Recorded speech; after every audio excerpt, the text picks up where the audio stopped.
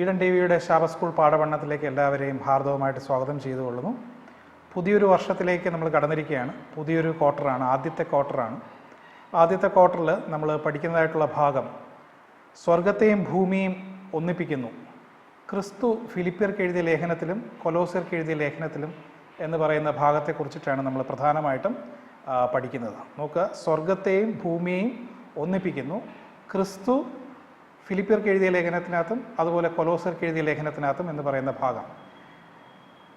ഈ ഭാഗം നമ്മൾ പഠിക്കുന്ന സമയത്ത് അപ്പോസ്തലനായ പൗലോസാണ് ഈ ലേഖനങ്ങൾ എഴുതിയിരിക്കുന്നത്. വളരെ ചെറിയ ലേഖനങ്ങളാണ്. ഫിലിപ്പിയർക്ക് എഴുതിയ ലേഖനമായിരുന്നാലും കൊലോസ്യർക്ക് എഴുതിയ ലേഖനമായാലും 4 അധ്യായങ്ങൾ മാത്രമേ ഉള്ളൂ. 4 അധ്യായങ്ങൾ വീതമുള്ള 2 പുസ്തകങ്ങളാണ് നമ്മൾ പഠിക്കുന്നത്. ഇതിനെ നമ്മൾ പൊതുവിൽ വിളിക്കപ്പെടുന്നത് കാരാഗ്രഹ ലേഖനങ്ങൾ അല്ലെങ്കിൽ പ്രിസൺ എപ്പിസ്റ്റൽ എന്നാണ് അറിയപ്പെടുന്നത്. അതിന് കാരണം എന്ന് പറഞ്ഞു കഴിഞ്ഞാൽ അപ്പോസ്തലനായ പൗലോസ് ഏകദേശം AD 60 മുതൽ 62 കാലഘട്ടങ്ങളിൽ റോമാ സാമ്രാജ്യത്തിൻ്റെ വീട്ടുതടങ്കലിലായിരിക്കുന്ന സമയത്താണ് ഈ ലേഖനങ്ങൾ എഴുതുന്നത്. പൊതുവെ ഈ പ്രിസൺ എപ്പിസ്റ്റൽസ് അല്ലെങ്കിൽ കാരാഗ്രഹ ലേഖനങ്ങൾ 4 എണ്ണമാണുള്ളത്. എഫേസ്യർക്ക് എഴുതിയ ലേഖനം, ഫിലിപ്പിയർക്ക് എഴുതിയ ലേഖനം, കൊലോസ്യർക്ക് എഴുതിയ ലേഖനം, ഫിലമോൻ എഴുതിയ ലേഖനം. ഈ 4 ലേഖനങ്ങളാണ് പൊതുവിൽ നമ്മൾ പ്രിസൺ എപ്പിസ്റ്റൽസ് അല്ലെങ്കിൽ കാരാഗ്രഹ ലേഖനം എന്നറിയപ്പെടുന്നത്. 3 പ്രതിവാദ വിഷയങ്ങളാണ് പൊതുവിൽ ഈ 2 പുസ്തകങ്ങളിലും കാണുന്നത്. ഒന്ന്, ക്രിസ്തുവിൻ്റെ സർവാധിപത്യം, ക്രിസ്തീയ സഭയുടെ ഐക്യം, കഷ്ടതകൾക്ക് മധ്യേയുള്ള ക്രിസ്ത്യാനിയുടെ ജീവിതം. ഇതാണ് ഈ പുസ്തകങ്ങളുടെ ആകത്തുക എന്ന് പറയുന്നത്. ഞാൻ നേരത്തെ പറഞ്ഞതുപോലെ ഇത് എഴുതിയിരിക്കുന്നത് AD 60 മുതൽ 62 വരെയുള്ള കാലഘട്ടങ്ങളിലാണ്. അപ്പം ഇതിൻ്റെ ഒരു ചെറിയ പശ്ചാത്തലം നമുക്ക് നോക്കാം. ഫിലിപ്പിയർക്ക് എഴുതിയ ലേഖനം, ഫിലിപ്പീൻസ് എന്നാണ് ഇംഗ്ലീഷിൽ പറയുന്നത്. നമ്മൾ പേര് കേൾക്കുമ്പോൾ വിചാരിക്കും ഇപ്പോൾ ഉള്ള ഫിലിപ്പീൻസ് കൺട്രി ആണോ എന്ന് നമ്മൾ വിചാരിക്കും. കാരണം ഇപ്പോൾ ഉള്ള ഫിലിപ്പീൻസ് കൺട്രി എന്ന് പറഞ്ഞാൽ ചൈനയുടെ ഏകദേശം തെക്ക് ഭാഗത്തായിട്ടുള്ള കുറേ ദ്വീപുകളെയാണ് ഫിലിപ്പീൻസ് എന്ന് പറയുന്നത്. പക്ഷേ വേദപുസ്തകത്തിൽ നമ്മൾ അപ്പോസ്തലനായ പൗലോസിൻ്റെ കാലഘട്ടത്തിൽ കാണപ്പെടുന്നതായിട്ടുള്ള ഫിലിപ്പീൻസ് എന്ന് പറയുന്നത് ഫിലിപ്പി എന്ന് പറയുന്ന ഒരു പട്ടണത്തെക്കുറിച്ചിട്ടാണ്. അത് യൂറോപ്പിലുള്ള, ഗ്രീസിലുള്ള, മാസഡോണിയയിലുള്ള ഒരു പട്ടണമാണ് ഈ ഫിലിപ്പീൻസ് എന്ന് പറയുന്ന പട്ടണം. അപ്പോസ്തലനായ പൗലോസിൻ്റെ 2ാമത്തെ മിഷണറി യാത്രയിൽ ആണ് അദ്ദേഹം ഈ സഭ സ്ഥാപിക്കുന്നത്. ഈ സഭ സ്ഥാപിക്കുന്നതിനോടൊപ്പം തന്നെയാണ് തെസ്സലോനിക്കയിലെ സഭ, ബെറോവയിലെ സഭ, ഇതൊക്കെയും സ്ഥാപിക്കുന്നത് അദ്ദേഹത്തിൻ്റെ ഈ 2ാമത്തെ മിഷണറി ട്രിപ്പിലാണ്. എന്നാൽ അദ്ദേഹം കാരാഗ്രഹത്തിൽ അടയ്ക്കപ്പെട്ടതിന് ശേഷം, വീട്ടുതടങ്കലിൽ ആക്കപ്പെട്ടതിന് ശേഷം റോമാ സാമ്രാജ്യത്തിൽ നിന്ന് AD 60-62 കാലഘട്ടങ്ങളിലാണ് അദ്ദേഹം ഇത് എഴുതുന്നത്. ഇനി അപ്പോൾ ഈ പറഞ്ഞതുപോലെ ഫിലിപ്പിയർക്ക് എഴുതിയ ലേഖനം എന്ന് പറയുന്നത് യൂറോപ്പിലുള്ള, ഗ്രീസിലുള്ള, മാസഡോണിയയിലുള്ള സഭയാണ് ഫിലിപ്പി എന്ന് പറയുന്ന പട്ടണം. കൊലോസ്യർക്ക് എഴുതിയ ലേഖനത്തെക്കുറിച്ച് പറയുകയാണെന്നുണ്ടെങ്കിൽ കൊലോസ്യർ ഇന്ന് സ്ഥിതി ചെയ്യുന്നത് നമുക്കെല്ലാവർക്കും സുപരിചിതമായിട്ടുള്ള തുർക്കി എന്ന് പറയുന്ന രാജ്യം. അത് യഥാർത്ഥത്തിൽ യൂറോപ്പിൻ്റെയും ഏഷ്യയുടെയും മധ്യേ ഉള്ള ഒരു രാജ്യമാണ്. ഏഷ്യ മൈനർ എന്നാണ് പൊതുവിൽ അതിനെ അറിയപ്പെടുന്നത്. അപ്പം ഈ കൊലോസിയ എന്ന് പറയുന്ന ഈ പട്ടണം പെർഗ എന്ന് പറയുന്ന പട്ടണത്തിനടുത്താണ് ഇത് സ്ഥിതി ചെയ്യുന്നത്. വളരെ ധനാഢ്യമായിട്ടുള്ള ഒരു പട്ടണമാണ്. ഈ സഭ കണ്ടുപിടിച്ചത് പക്ഷേ അപ്പോസ്തലനായ പൗലോസ് അല്ല. ഈ സഭ കണ്ടുപിടിച്ചത് എപ്പഫ്രാസ് എന്ന് പറയുന്ന ഒരു വ്യക്തിയാണ്. അദ്ദേഹം അപ്പോസ്തലനായ പൗലോസിൻ്റെ പ്രസംഗം, എഫെസോസിലുള്ള പ്രസംഗം കേട്ട് മാനസാന്തരപ്പെട്ട് ഇദ്ദേഹത്തോടൊപ്പം ജോലിയെടുത്ത് അതിനുശേഷം സുവിശേഷകനായി കൊലോസിയയിൽ പോയിട്ടാണ് അദ്ദേഹം ഈ സഭ സ്ഥാപിക്കുന്നത്. അപ്പോൾ AD 60-62 കാലഘട്ടങ്ങളിൽ ഈ 2 സഭയിലേക്കും എഴുതിയ ലേഖനങ്ങളെ കുറിച്ചിട്ടാണ് നമ്മൾ ഈ ക്വാർട്ടറിൽ പഠിക്കുവാനായിട്ട് പോകുന്നത്. ഇതിൻ്റെ പ്രതിവാദ വിഷയം നമ്മൾ ടൈറ്റിലിൽ പറഞ്ഞതുപോലെ തന്നെ സ്വർഗത്തെയും ഭൂമിയെയും ഒന്നിപ്പിക്കുന്നു എന്നുള്ളതിനെക്കുറിച്ചാണ്. ചുരുക്കി പറഞ്ഞാൽ ഇത് രക്ഷാപദ്ധതിയെക്കുറിച്ചിട്ടാണ്. സ്വർഗത്തെയും ഭൂമിയെയും ഒന്നിപ്പിക്കുന്നു. ഇതൊരു വലിയൊരു പദ്ധതിയാണ്. നമ്മളെ സംബന്ധിച്ച് നോക്കുകയാണെന്നുണ്ടെങ്കിൽ, നമ്മൾ ചിന്തിക്കുകയാണെങ്കിൽ ഇത് അസാധ്യമായിട്ട് നമുക്ക് തോന്നും. പക്ഷേ ഈ ദൗത്യം യേശുക്രിസ്തു അപ്പോസ്തലന്മാർക്ക് കൊടുത്തൊരു ദൗത്യമാണ്. അപ്പോസ്തലന്മാർക്ക് എന്ന് പറഞ്ഞു കഴിഞ്ഞാൽ അപ്പോസ്തലന്മാർ മുഖേന്ദ്രം നമുക്കും ലഭിച്ചിരിക്കുന്നൊരു ദൗത്യമാണ്. അതുകൊണ്ടാണ് മത്തായിയുടെ സുവിശേഷം 28-ാമത്തെ അധ്യായം 19-20 വാക്യങ്ങളിൽ, ആകയാൽ നിങ്ങൾ പുറപ്പെട്ട് പിതാവിൻ്റെയും പുത്രൻ്റെയും പരിശുദ്ധാത്മാവിൻ്റെയും നാമത്തിൽ സ്നാനം കഴിപ്പിച്ച് ഞാൻ നിങ്ങളോട് കൽപ്പിച്ചതൊക്കെയും പ്രമാണിപ്പാൻ തക്കവണ്ണം ഉപദേശിച്ചുകൊണ്ട് സകല ജാതികളെയും ശിഷ്യരാക്കിക്കൊള്ളും. അപ്പോൾ ഇത് പ്രസംഗിക്കാൻ മാത്രമുള്ളതല്ല, ഇത് ശിഷ്യരാക്കി കൊള്ളുവാനും അവിടെ പറഞ്ഞിരിക്കുന്നു. അത് പ്രമാണിപ്പിക്കാനും നമ്മൾ പഠിപ്പിക്കണം എന്നാണ് പറഞ്ഞിരിക്കുന്നത്. പക്ഷേ ഇതൊരു അസാധ്യമെന്ന് തോന്നുന്ന ഒരു ദൗത്യമാണെങ്കിലും ഇത് അപ്പോസ്തലന്മാരിൽ പ്രമുഖനായിട്ടുള്ള പൗലോസിനും കർത്താവായ യേശുക്രിസ്തു വ്യക്തമായിട്ട് ഈ ദൗത്യം കൊടുക്കുന്നുണ്ട്. അതുകൊണ്ടാണ് അപ്പോസ്തല പ്രവൃത്തികൾ 26:18 ഇപ്രകാരം പറയുന്നത്: അവർക്ക് പാപമോചനവും എന്നിലുള്ള വിശ്വാസത്താൽ ശുദ്ധീകരിക്കപ്പെട്ടവരുടെ ഇടയിൽ അവകാശവും ലഭിക്കേണ്ടതിന് അവരുടെ കണ്ണ് തുറപ്പാനും അവരെ ഇരുളിൽ നിന്ന് വെളിച്ചത്തിലേക്ക് സാത്താൻ്റെ അധികാരത്തിൽ നിന്ന് ദൈവത്തിങ്കിലേക്കും തിരിപ്പാനും ഞാൻ ഇപ്പോൾ നിന്നെ അവരുടെ അടുക്കിലേക്ക് അയക്കുന്നു എന്ന് പറയുന്നു. അപ്പോൾ അപ്പോസ്തലനായ പൗലോസിന് ഈ ഒരു ദൗത്യം, സ്വർഗത്തെയും ഭൂമിയെയും ഒന്നിപ്പിക്കുവാൻ, ഏകീകരിക്കുവാനുള്ള ഈ ദൗത്യം ദൈവം കൊടുക്കുന്നതായിട്ട് നമ്മൾ കാണും. ഇന്ന് ഈ ദൗത്യം നമ്മുടെ കയ്യിൽ തരികയാണെന്നുണ്ടെങ്കിൽ ചിലപ്പോൾ നമ്മൾ പറ്റില്ല എന്ന് പറഞ്ഞ് നമ്മൾ ദൈവത്തോട് പറയുമായിരിക്കും. കാരണം ഇത് ഒരു കണ്ടു കഴിഞ്ഞാൽ അസാധ്യമെന്ന് തോന്നുന്നതായിട്ടുള്ളൊരു കാര്യമാണ്. എന്നാൽ വേദപുസ്തകം നമ്മളെ പഠിപ്പിക്കുന്നത്, ഇതാ ലോകാവസാനത്തോളം ഞാൻ എപ്പോഴും നിന്നോട് കൂടെയുണ്ട്. പൗലോസിനോട് യേശു പറഞ്ഞു, നീ എന്നെ കണ്ടതിനും ഇനി ഞാൻ നിനക്ക് പ്രത്യക്ഷൻ ആവാനിരിക്കുന്നതിനും നിന്നെ ശുശ്രൂഷകനും സാക്ഷിയുമായി നിയമിപ്പാൻ ഞാൻ നിനക്ക് പ്രത്യക്ഷനായി എന്ന് അവിടെ കാണും. അപ്പം നമ്മൾ ഈ പറഞ്ഞതിൽ നിന്നെല്ലാം മനസ്സിലാവുന്നത്, മനുഷ്യനാൽ അസാധ്യമായിട്ടുള്ള ഒരു ജോലിയാണ് ദൈവം നമുക്ക് നൽകിയിരിക്കുന്നത്. എന്തുകൊണ്ട് അപ്രകാരം നൽകിയിരിക്കുന്നു എന്ന് ചോദിച്ചു കഴിഞ്ഞാൽ, നമ്മളെ കൊണ്ടിത് സാധിക്കില്ല എന്ന് ദൈവത്തിനറിയാം. നമ്മൾ ദൈവത്തിൽ പൂർണ്ണമായിട്ട് ആശ്രയിക്കുകയാണെങ്കിൽ മാത്രമേ ഈ ദൗത്യം നമുക്ക് നിറവേറ്റുവാനായിട്ട് സാധിക്കുകയുള്ളൂ. അതായത് നമ്മുടെ മാനുഷികമായിട്ടുള്ള രീതിയിൽ ഇത് നടക്കുകയില്ല. ആയതിനാൽ നമ്മൾ ദൈവത്തിൻ്റെ ഹിതത്തിനനുസരിച്ച് നമ്മൾ സമർപ്പിച്ച് ദൈവവുമായിട്ട് സഹകരിക്കുന്ന സമയത്ത് മാത്രമേ ഈ ദൗത്യം നമുക്ക് വിജയകരമായിട്ട് ചെയ്യുവാനായിട്ട് സാധിക്കുകയുള്ളൂ.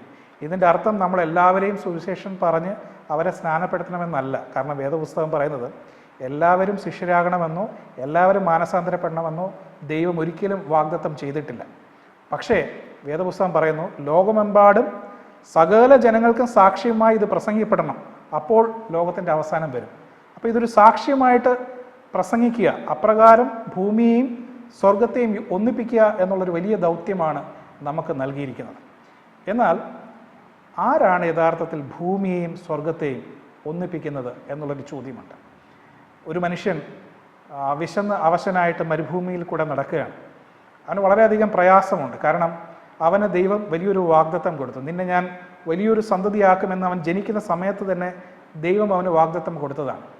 പക്ഷേ ഇന്ന് അവൻ്റെ പിതാവിനെ വഞ്ചിച്ച് അവൻ്റെ സഹോദരനാൽ ഏത് സമയം കൊല്ലപ്പെടാം എന്ന് പറഞ്ഞ് മരുഭൂമിയിൽ കൂടെ നടന്നു പോകുന്നതായിട്ടുള്ളൊരു കാഴ്ചയുണ്ട്. അവൻ്റെ മനസ്സിൽ വിചാരിച്ച് കാണും, ഞാൻ ദൈവത്തോട് പാപം ചെയ്തു, എൻ്റെ അപ്പനോട് ഞാൻ പാപം ചെയ്തു, ഇനി ഞാൻ എങ്ങനെ തിരികെ എനിക്ക് ഭവനത്തിലേക്ക് പോകുവാൻ സാധിക്കുമോ? എനിക്ക് എൻ്റെ ദൈവവുമായിട്ട് രമ്യതയിലെത്തുവാൻ സാധിക്കുമോ? എനിക്ക് എൻ്റെ അപ്പനെ കാണുവാൻ സാധിക്കുമോ എന്നവൻ വളരെ പ്രയാസപ്പെട്ട് മരുഭൂമിയിൽ ഒരു കല്ലെടുത്ത് വെച്ച് അവൻ കിടന്നുറങ്ങുന്നുണ്ട്. ഇത് നമ്മൾ കാണുന്നത് ഉൽപ്പത്തിയുടെ പുസ്തകം 28-ാമത്തെ അധ്യായം യാക്കോബിൻ്റെ കഥയാണ്. എല്ലാം അവസാനിച്ചു എന്ന് തോന്നുന്ന സമയത്ത്, ഏതു സമയവും അവൻ മൃഗങ്ങളാൽ ആക്രമിക്കപ്പെടാം, അവൻ്റെ സഹോദരനാൽ കൊല്ലപ്പെടാം എന്ന് തോന്നുന്ന സമയത്ത് അവനൊരു സ്വപ്നം അവിടെ കാണുന്നുണ്ട്. ആ സ്വപ്നം ഭൂമിയിൽ വെച്ചിരിക്കുന്ന ഒരു കോവണിയാണ്. അതിൻ്റെ തല സ്വർഗത്തോളം എത്തിയിരുന്നു. അതിൻ്റെ മേലിൽ നിന്ന് ദൈവം അവനോട് പറഞ്ഞു, നീ കിടക്കുന്ന ഭൂമിയെ ഞാൻ നിനക്കും നിൻ്റെ സന്തതിക്കും തരും. ഞാൻ നിൻ്റെ പിതാവായ അബ്രഹാമിൻ്റെയും ദൈവവും ഇസഹാക്കിൻ്റെ ദൈവവുമായ യഹോവ ആകുന്നു. നീ മുഖാന്തരം നിൻ്റെ സന്തതി മുഖാന്തരവും ഭൂമിയിലെ സകല വംശങ്ങളും അനുഗ്രഹിക്കപ്പെടും. നോക്കൂ, എല്ലാം നശിച്ചു പോയി എന്ന് തോന്നുന്നതായിട്ടുള്ള മാനവരാശിയെ, ആ മാനവരാശിയെ ദൈവത്തോട് അടുപ്പിക്കുന്നത് ഈ കോവണിയാണ്, ഈ ഒരു ഏണിപ്പടിയാണ്. ഈ ഏണിപ്പടി എന്താണെന്ന് യോഹന്നാൻ്റെ സുവിശേഷം 1-ാമത്തെ അധ്യായം അതിൻ്റെ 51-ാമത്തെ വാക്യത്തിൽ ഇപ്രകാരം പറയുന്നു, ആമേൻ ആമേൻ ഞാൻ നിന്നോട് പറയുന്നു, സ്വർഗം തുറന്നിരിക്കുന്നത് മനുഷ്യപുത്രൻ്റെ അടുക്കൽ ദൈവദൂതന്മാർ കയറുകയും ഇറങ്ങുകയും ചെയ്യുന്നത് നിങ്ങൾ കാണും എന്ന് പറഞ്ഞു. ആ കോവണി മനുഷ്യപുത്രനാണ് എന്ന് നമ്മൾ മനസ്സിലാക്കുന്നു. ആ കോവണി യേശുക്രിസ്തുവാണ് എന്ന് നമ്മൾ മനസ്സിലാക്കുന്നു. എത്രയോ തവണ ദൈവത്തിൽ നിന്ന് നമ്മൾ അകന്നുപോയി, എത്രയോ തവണ ദൈവത്തിൻ്റെ വാഗ്ദത്തങ്ങളിൽ നിന്ന് നമ്മൾ പതറിപ്പോയിട്ടുണ്ട്. പക്ഷെ അപ്പോഴും നമ്മെ സ്വർഗത്തോട് അടുപ്പിക്കുന്നത് ഈ യേശുക്രിസ്തുവാണ് എന്ന് നമുക്ക് കാണുവാനായിട്ട് സാധിക്കുന്നുണ്ട്. ഈ ക്വാർട്ടറിൽ നമ്മൾ പഠിക്കുന്നത് യേശുക്രിസ്തു മനുഷ്യപുത്രനായി നമ്മളെ പാപത്തിൽ നിന്ന് എപ്രകാരം വീണ്ടെടുക്കുന്നു എന്നുള്ളതും, ദൈവപുത്രനായിട്ട് എപ്രകാരം നമുക്കായിട്ട് മധ്യസ്ഥത വഹിക്കുന്നു എന്നുള്ളതും പഠിക്കുന്നുണ്ടായിരിക്കും. അതിനോടൊപ്പം തന്നെ ദൈവത്തിൻ്റെ ദിവ്യത്വം, കർത്താവായ യേശുക്രിസ്തുവിലുള്ള ദിവ്യത്വം ഉപേക്ഷിച്ച് നമുക്കായി നമ്മളെ രക്ഷിക്കുവാനായിട്ട് വന്ന ക്രിസ്തുവിനെക്കുറിച്ച് ഈ ക്വാർട്ടറിൽ നമ്മൾ പഠിക്കും. തൻ്റെ സമയം കുറവാണെന്ന് മനസ്സിലാക്കിയതായിട്ടുള്ള അപ്പോസ്തലനായ പൗലോസ്, കാരണം അദ്ദേഹം കാരാഗൃഹത്തിലാണ്, ഏത് സമയവും മരണപ്പെടാമെന്നുള്ള അവസ്ഥയിൽ സഭയെയും സ്വർഗത്തെയും ബന്ധിപ്പിക്കുവാനായിട്ട് അദ്ദേഹം എഴുതിയ ലേഖനമാണ് കൊലോസ്യർക്ക് എഴുതിയ ലേഖനവും ഫിലിപ്പിയർക്ക് എഴുതിയ ലേഖനവും എന്ന് നമ്മൾ മനസ്സിലാക്കുന്നു.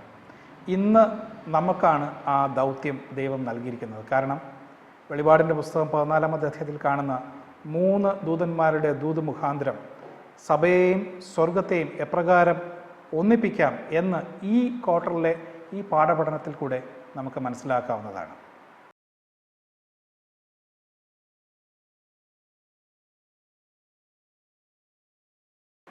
ഈ ആഴ്ച നമ്മൾ പഠിക്കുവാനായിട്ട് പോകുന്ന ഭാഗം പീഡിപ്പിക്കപ്പെട്ടു പക്ഷേ ഉപേക്ഷിക്കപ്പെട്ടില്ല, പെർസിക്യൂട്ടഡ് ബട്ട് നോട്ട് ഫോർസേക്കൺ.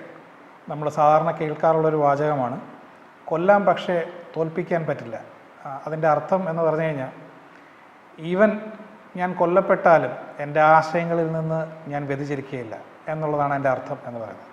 ഇവിടെ അതുപോലെ തന്നെ ഞാൻ എന്തൊക്കെ തന്നെ പീഡിപ്പിക്കപ്പെട്ടിരുന്നാലും തന്നെ ഞാൻ ക്രിസ്തുവിനാൽ ഉപേക്ഷിക്കപ്പെട്ടവനല്ല എന്നുള്ളതാണ് ഈ തലവാചകത്തിൻ്റെ അർത്ഥം. നോക്കുക, അപ്പോസ്തലനായ പൗലോസ് ധാരാളം ബുദ്ധിമുട്ടുകൾ, ധാരാളം പീഡനങ്ങൾ ഒക്കെയും അദ്ദേഹത്തിൻ്റെ ശുശ്രൂഷയിൽ നേരിടുന്നതായിട്ട് നമ്മൾ കാണുന്നുണ്ട്. ഒരു പക്ഷേ കർത്താവായ യേശു ക്രിസ്തു കഴിഞ്ഞു കഴിഞ്ഞാൽ ഏറ്റവും അധികം പീഡനങ്ങളിൽ കൂടെ കടന്നുപോയ വ്യക്തി എന്ന് പറയുന്നത് അപ്പോസ്തലനായ പൗലോസാണ്. അതുകൊണ്ടാണ് 2 കൊരിന്ത്യർക്ക് എഴുതിയ ലേഖനം 11-ാമത്തെ അധ്യായം അതിൻ്റെ 23 മുതൽ 29 വരെയുള്ള വാക്യങ്ങൾ വായിക്കുന്ന സമയത്ത് ഇപ്രകാരം എഴുതിയിരിക്കുന്നു: അധികം പ്രാവശ്യം ഞാൻ തടവിലായി, അനവധി തവണ അടികൊണ്ടു, പലപ്പോഴും പ്രാണഭയത്തിലായി. യഹൂദരാൽ 1 കുറിയ 40 അടി 5 വട്ടം ഞാൻ കൊണ്ടു, 3 വട്ടം കോലിനാൽ അടികൊണ്ടു, ഒരിക്കൽ കല്ലേറ് കൊണ്ടു, 3 വട്ടം കപ്പൽ ഛേദത്തിലകപ്പെട്ടു, ഒരു രാപ്പകൽ വെള്ളത്തിൽ ഞാൻ കഴിച്ചു. നോക്കുക, നദികളിലെ ആപത്ത്, കള്ളന്മാരുള്ള ആപത്ത്, സ്വജനത്താലുള്ള ആപത്ത്, പട്ടണത്തിലെ ആപത്ത്, കാട്ടിലെ ആപത്ത്, ഇതിനെല്ലാം പുറമെ അധ്വാനം, പ്രയാസം, പലവട്ടം ഉറക്കളിപ്പ്, പൈതാഹം, പട്ടിണി, ശീതം, നഗ്നത, ഇതൊക്കെയും അദ്ദേഹം അനുഭവിക്കുന്നതായിട്ട് നമ്മൾ കാണുന്നുണ്ട്. പക്ഷേ ഇതൊക്കെയും ആണെങ്കിലും ഇതിൻ്റെ പാരമ്യം എന്ന് പറയുന്നത് അദ്ദേഹത്തിൻ്റെ കാരാഗൃഹത്തിലെ പീഡനങ്ങളായിരുന്നു എന്ന് നമുക്ക് കാണുവാനായിട്ട് സാധിക്കും. നോക്കുക, ഈ ഒരു പശ്ചാത്തലത്തിൽ നിന്നുകൊണ്ടാണ് നമ്മൾ ഇതിനെക്കുറിച്ച് പഠിക്കുന്നത്. ഈ ആഴ്ചയിലെ ഈ പാഠത്തിനകത്ത് 2 പ്രധാനപ്പെട്ട ഭാഗങ്ങളാണ് നമ്മൾ പഠിക്കുന്നത്. ഒന്ന്, സുവിശേഷത്തിന് വേണ്ടിയിട്ടുള്ള അപ്പോസ്തലനായ പൗലോസിൻ്റെ കഷ്ടപ്പാടുകൾ, പ്രത്യേകിച്ച് അദ്ദേഹത്തിൻ്റെ ജയിൽവാസങ്ങൾ. രണ്ടാമതായിട്ട്, ഏറ്റവും വെല്ലുവിളി നിറഞ്ഞതായിട്ടുള്ള ഈ സാഹചര്യത്തിലും അദ്ദേഹം ഫലപ്രദമായിട്ട് സുവിശേഷം പ്രസംഗിക്കുന്നതിന് എന്തൊക്കെ തന്ത്രങ്ങളാണ് അദ്ദേഹം രൂപപ്പെടുത്തിയത് എന്നുള്ളത് പഠിക്കുന്നുണ്ട്. അപ്പോൾ 2 കാര്യങ്ങളാണ് ഈ ആഴ്ചയിലെ പാഠത്തിൽ നമ്മൾ പഠിക്കുന്നത്.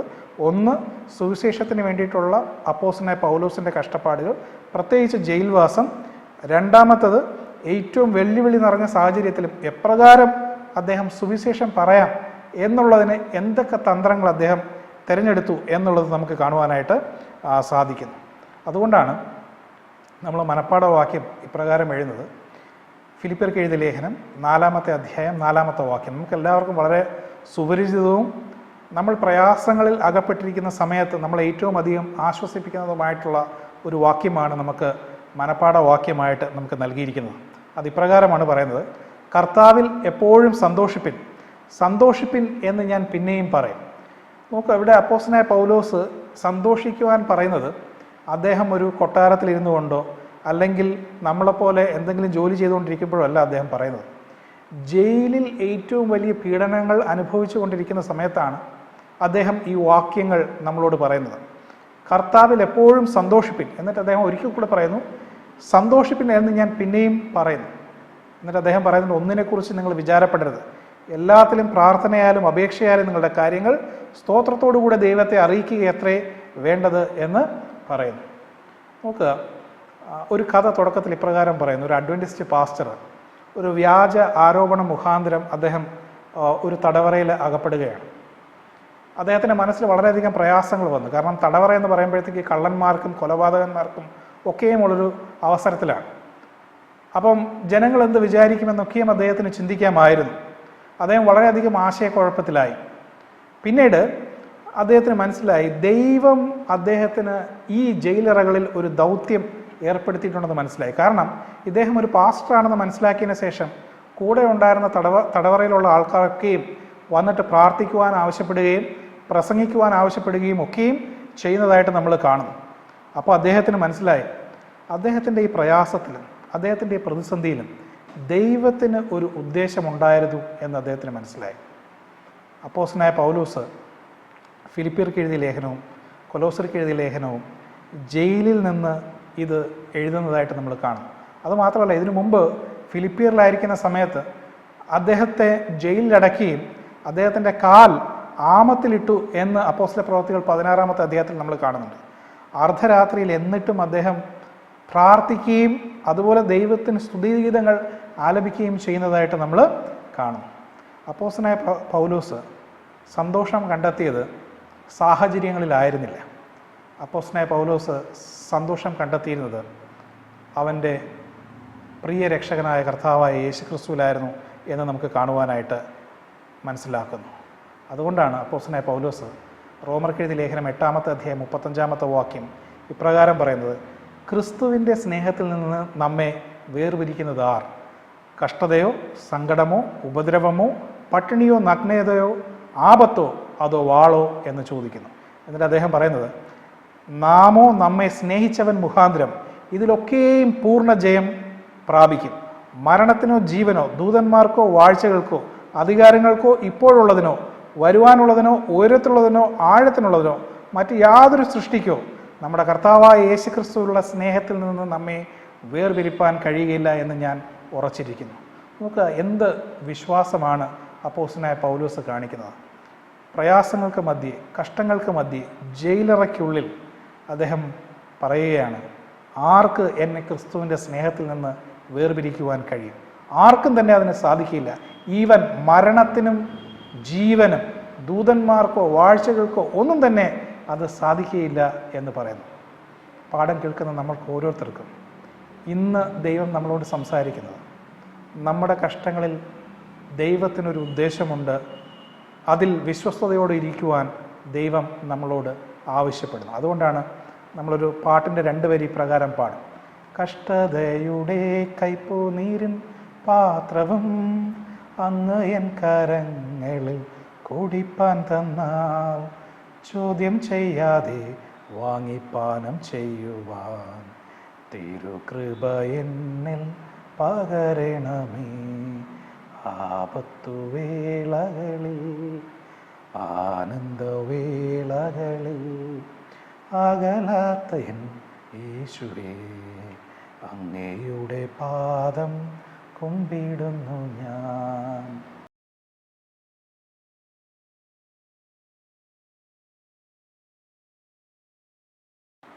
ഞായറാഴ്ചത്തെ ഭാഗം യേശുക്രിസ്തുവിൻ്റെ തടവുകാരൻ പൗലോസ് എന്ന് പറയുന്ന ഭാഗത്തെക്കുറിച്ചിട്ടാണ് നമ്മൾ പഠിക്കുന്നത്. യേശുക്രിസ്തുവിൻ്റെ തടവുകാരൻ പൗലോസ്. ഞാൻ ഈ തുടക്കത്തിൻ്റെ ആമുഖത്തിൽ പറഞ്ഞായിരുന്നു, അപ്പോസ്തലനായ പൗലോസിൻ്റെ കാരാഗ്രഹ ലേഖനങ്ങൾ, പ്രിസൺ എപ്പിസ്റ്റൽസ്, അതിനകത്തുള്ള 2 ഭാഗങ്ങളാണ് കൊലോസ്യർക്ക് എഴുതിയ ലേഖനവും ഫിലിപ്പിയർക്ക് എഴുതിയ ലേഖനവും എന്ന് പറയുന്നത്. എല്ലാം കൂടെ 4 ലേഖനങ്ങളാണ് പ്രിസൺ എപ്പിസ്റ്റൽസ് എന്ന് പൊതുവെ അറിയപ്പെടുന്നത്. അദ്ദേഹം കാരാഗ്രഹത്തിലായിരുന്നപ്പോഴാണ് ഇത് എഴുതുന്നത്. ഒരു കാര്യം, ഇതിൻ്റെ ഒരു പശ്ചാത്തലം വിവരിക്കുവാനായിട്ട് ഞാൻ ആഗ്രഹിക്കുന്നു. 5 തവണ ആണ് പ്രധാനമായിട്ടും അദ്ദേഹം ജയിലിൽ കഴിഞ്ഞതായിട്ട് വേദപുസ്തകത്തിനകത്ത് കാണുന്നത്. 5 തവണ പ്രധാനമായിട്ടും. ഇതല്ലാതെ ചെറിയ തടവുകൾ അദ്ദേഹത്തിൻ്റെ ജീവിതത്തിൽ അനേകം തവണ ഉണ്ടായിട്ടുണ്ട് എന്ന് അദ്ദേഹം എഴുതുന്നുണ്ട്. ഇതിനകത്ത് ആദ്യത്തെ തടവ് നമ്മൾ കാണുന്നത് ഏകദേശം AD 49 മുതൽ 50 കാലഘട്ടങ്ങളിൽ ഫിലിപ്പിയിൽ ആയിരിക്കുന്ന സമയത്ത് ഒരു പെൺകുട്ടിയുടെ ദേഹത്ത് നിന്ന് ഭൂതത്തെ പുറത്താക്കിയത് കൊണ്ട്, അല്ലെങ്കിൽ ഒരു വെളിച്ചപ്പാടത്തിയായിട്ട് ഉള്ള ഒരു ബാല്യക്കാരത്തിൽ നിന്ന് ഭൂതത്തെ പുറത്താക്കിയത് കൊണ്ട് അദ്ദേഹത്തെ ജയിലിലാക്കുന്നതായിട്ട് കാണും. ഇതിനുശേഷം ഏകദേശം AD 57 യെരുശലേമിൽ വെച്ച് യഹൂദന്മാരാൽ അദ്ദേഹത്തെ ജയിലിലാക്കുന്നതായിട്ട് കാണുന്നുണ്ട്. ഇതിനുശേഷം AD 57 മുതൽ 59 മുതലുള്ള കാലഘട്ടത്തിൽ കൈസേരിയ എന്ന് പറയുന്ന സ്ഥലത്ത്, അല്ലെങ്കിൽ ഇംഗ്ലീഷിൽ സിസേറിയ എന്ന് പറയുന്ന സ്ഥലത്ത് അദ്ദേഹത്തെ അറസ്റ്റ് ചെയ്ത് സീസറിൻ്റെ കീഴിൽ യെരുശലേമിൻ്റെ കൈസേരിയ എന്ന് പറയുന്ന സ്ഥലത്ത് അദ്ദേഹത്തെ തടവിലാക്കുന്നതായിട്ട് നമ്മൾ കാണും. ഇതിനുശേഷം അദ്ദേഹത്തെ കൈസേരിയയിൽ നിന്ന് റോമാ സാമ്രാജ്യത്തിലേക്ക് കൊണ്ടുപോകുന്നു. അവിടെ തുടർന്ന് ഒരു 2 വർഷം അദ്ദേഹത്തെ തടവിൽ പാർപ്പിക്കുന്നതായിട്ട് കാണുന്നുണ്ട്. ഈ സമയത്താണ് അദ്ദേഹം ഈ 4 കാരാഗ്രഹ ലേഖനങ്ങളും എഴുതുന്നതായിട്ട് നമ്മൾ കാണുന്നത്.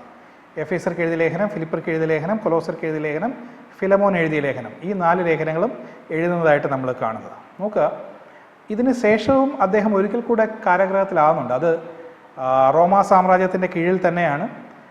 അത് നമ്മൾ കാണപ്പെടുന്നത് AD 64 മുതൽ 67 വരെയുള്ള കാലഘട്ടങ്ങളിലാണ്. ഇതിൻ്റെ ഒടുവിലാണ് അദ്ദേഹം നീറോ ചക്രവർത്തിയാൽ വധിക്കപ്പെടുന്നത് എന്ന് നമുക്ക് കാണുവാനായിട്ട് സാധിക്കുന്നത്.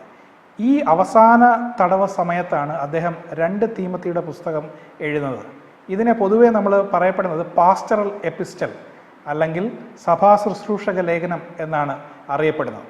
ചുരുക്കി പറഞ്ഞു കഴിഞ്ഞാൽ 5 ലേഖനങ്ങൾ അദ്ദേഹം കാരാഗ്രഹത്തിലായിരുന്നപ്പോഴത്തേക്ക് എഴുതുന്നതായിട്ട് നമുക്ക് കാണുവാനായിട്ട് സാധിക്കുന്നുണ്ട്. പക്ഷേ നമ്മൾ ഇതൊക്കെയും മനസ്സിലാക്കുന്ന സമയത്ത് ഇദ്ദേഹത്തെ റോമാ സാമ്രാജ്യത്തിൻ്റെ തടവിൽ പാർപ്പിച്ചിരിക്കുന്ന സമയത്ത് ഇദ്ദേഹം എപ്രകാരമാണ് അതിനെ നേരിട്ടത്, അതിനെ അഭിസംബോധന ചെയ്തത് എന്നുള്ളത് എഫേസർക്ക് എഴുതിയ ലേഖനം 3-ാമത്തെ അധ്യായം അതിൻ്റെ 1-ാമത്തെ വാക്യം ഇപ്രകാരം പറയുന്നു: അത് നിമിത്തം പൗലോസ് എന്ന ഞാൻ ജാതികളായ നിങ്ങൾക്ക് വേണ്ടി യേശുക്രിസ്തുവിൻ്റെ ബദ്ധനായിരിക്കുന്നു. നോക്കുക, റോമാ സാമ്രാജ്യത്തിലുള്ള ആളുകൾ പറയുന്നത് ഇദ്ദേഹം റോമാ സാമ്രാജ്യത്തിൻ്റെ കീഴിൽ ഒരു ജയിൽ പുള്ളിയാണ് എന്ന് പറയുന്നു.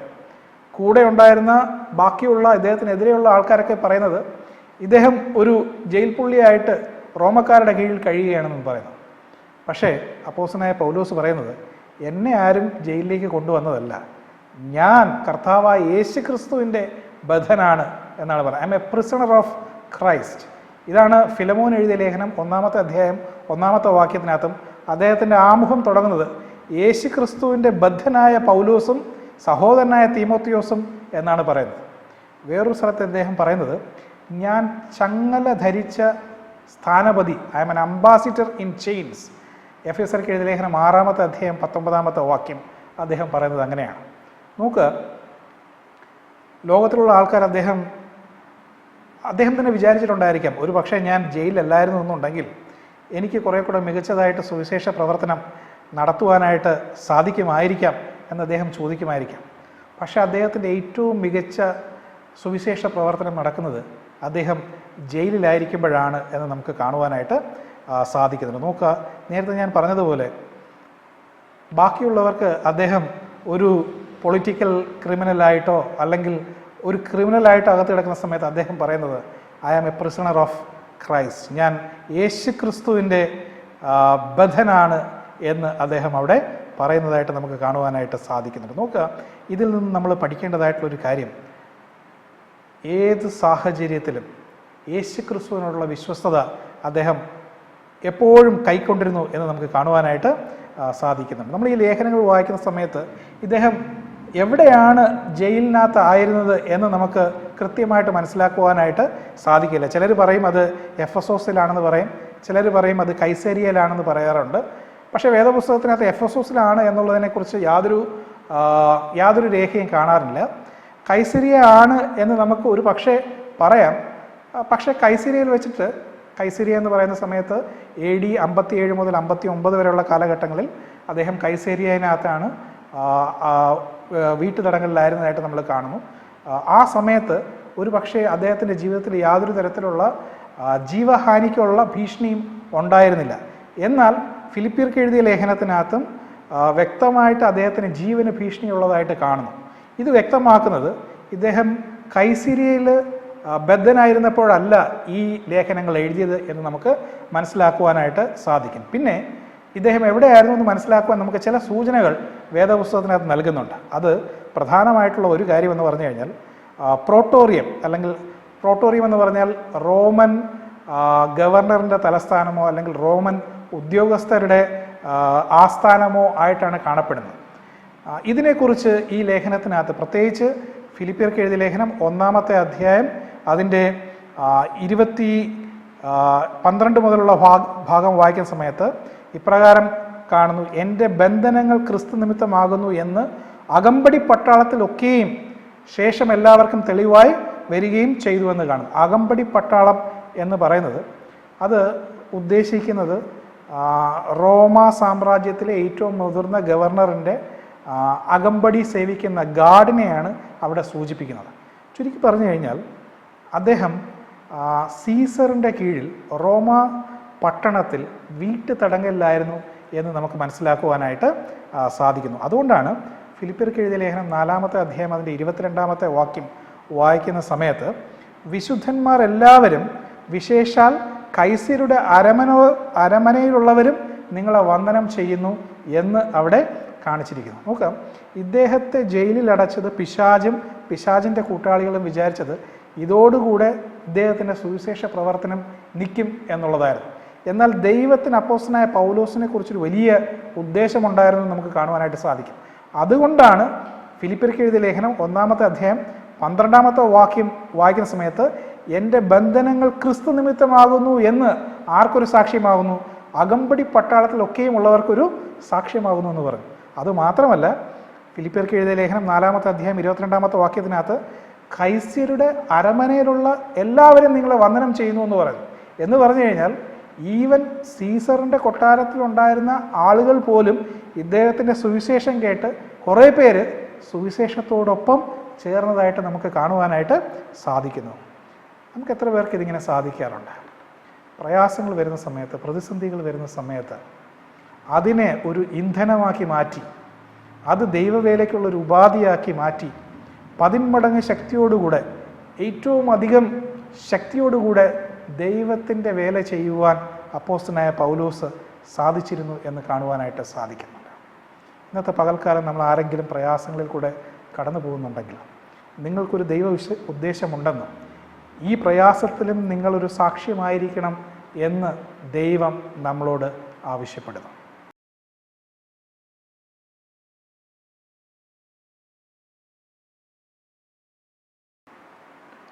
തിങ്കളാഴ്ചത്തെ ഭാഗം പൗലോസിനെ ചങ്ങലകളിൽ ബന്ധിച്ചു. നമ്മൾ കഴിഞ്ഞ പാഠത്തിൽ പഠിച്ചതുപോലെ തന്നെ പൗലോസ് ധാരാളം തവണ തടവുകളിൽ അകപ്പെട്ടതായിട്ട് നമ്മൾ കണ്ടു, പ്രധാനമായിട്ടും 5 തവണ. ഇതിനോടൊപ്പം അദ്ദേഹത്തെ ചങ്ങലകളിൽ ബന്ധിച്ചു തരുന്നതായിട്ടും വേദപുസ്തകം കാണിക്കുന്നു. പ്രധാനമായിട്ടും മാസിഡോണിയയിൽ, ഞാൻ നേരത്തെ പറഞ്ഞ മാസിഡോണിയ എന്ന് പറഞ്ഞു കഴിഞ്ഞാൽ യൂറോപ്പിലെ ഗ്രീസിലെ ഭാഗത്താണ്. അവിടെ അദ്ദേഹം 1-ലധികം തവണ തടവറകളെക്കുറിച്ച് അദ്ദേഹത്തെക്കുറിച്ച് പരാമർശിക്കുന്നുണ്ട്. അതുമാത്രമല്ല, ഇതിൻ്റെ ആദ്യത്തെ സംഭവം ഫിലിപ്പിയിൽ വെച്ച് തന്നെയാണ് ഉണ്ടാകുന്നത്. ഒരു ബാല്യക്കാരത്തിയായ വെളിച്ചപ്പാടത്തിയുടെ ഭൂതത്തെ പുറത്താക്കിയതോടുകൂടെ തങ്ങളുടെ കച്ചവടമൊക്കെയും അവസാനിപ്പിച്ചു എന്ന് വിചാരിച്ച് കുറേ ആൾക്കാർ അപ്പോസ്തലനായ പൗലോസിനെ ചങ്ങലയിൽ ഇടുന്നതായിട്ട് നമ്മൾ കാണുന്നുണ്ട്. മറ്റൊരിടത്ത് ഫിലമോൻ എഴുതിയ ലേഖനത്തിനകത്തും അദ്ദേഹം പറയുന്നു, എൻ്റെ ചങ്ങലകളിൽ ആണ് എന്ന് അദ്ദേഹം പരാമർശിക്കുന്നുണ്ട്. അദ്ദേഹം വീട്ടുതടങ്കലിലാണെങ്കിലും അദ്ദേഹം ഒരു റോമ പട്ടാളക്കാരൻ്റെ കൈകളിൽ എപ്പോഴും ചങ്ങലകളാൽ ബന്ധിക്കപ്പെട്ടിരുന്നു എന്ന് കാണുവാനായിട്ട് സാധിക്കുന്നു. അവിടെ ഉണ്ടായിരുന്ന പട്ടാളക്കാരെക്കുറിച്ച് ഇപ്രകാരമാണ് പറയുന്നത്: നിങ്ങൾ എത്രത്തോളം നന്നായിട്ട് പെരുമാറുന്നു അത്രത്തോളം അവർ കാട്ടുമൃഗങ്ങളെപ്പോലെ തിരികെ നിങ്ങളോട് പെരുമാറും. നിങ്ങൾ കൂടുതൽ നന്നായിട്ട് പെരുമാറിയാൽ നിങ്ങളോട് കൂടുതൽ മോശമായിട്ട് പെരുമാറുന്നവരായിരുന്നു ഈ പട്ടാളക്കാർ എന്ന് കാണുവാനായിട്ട് സാധിക്കുന്നത്.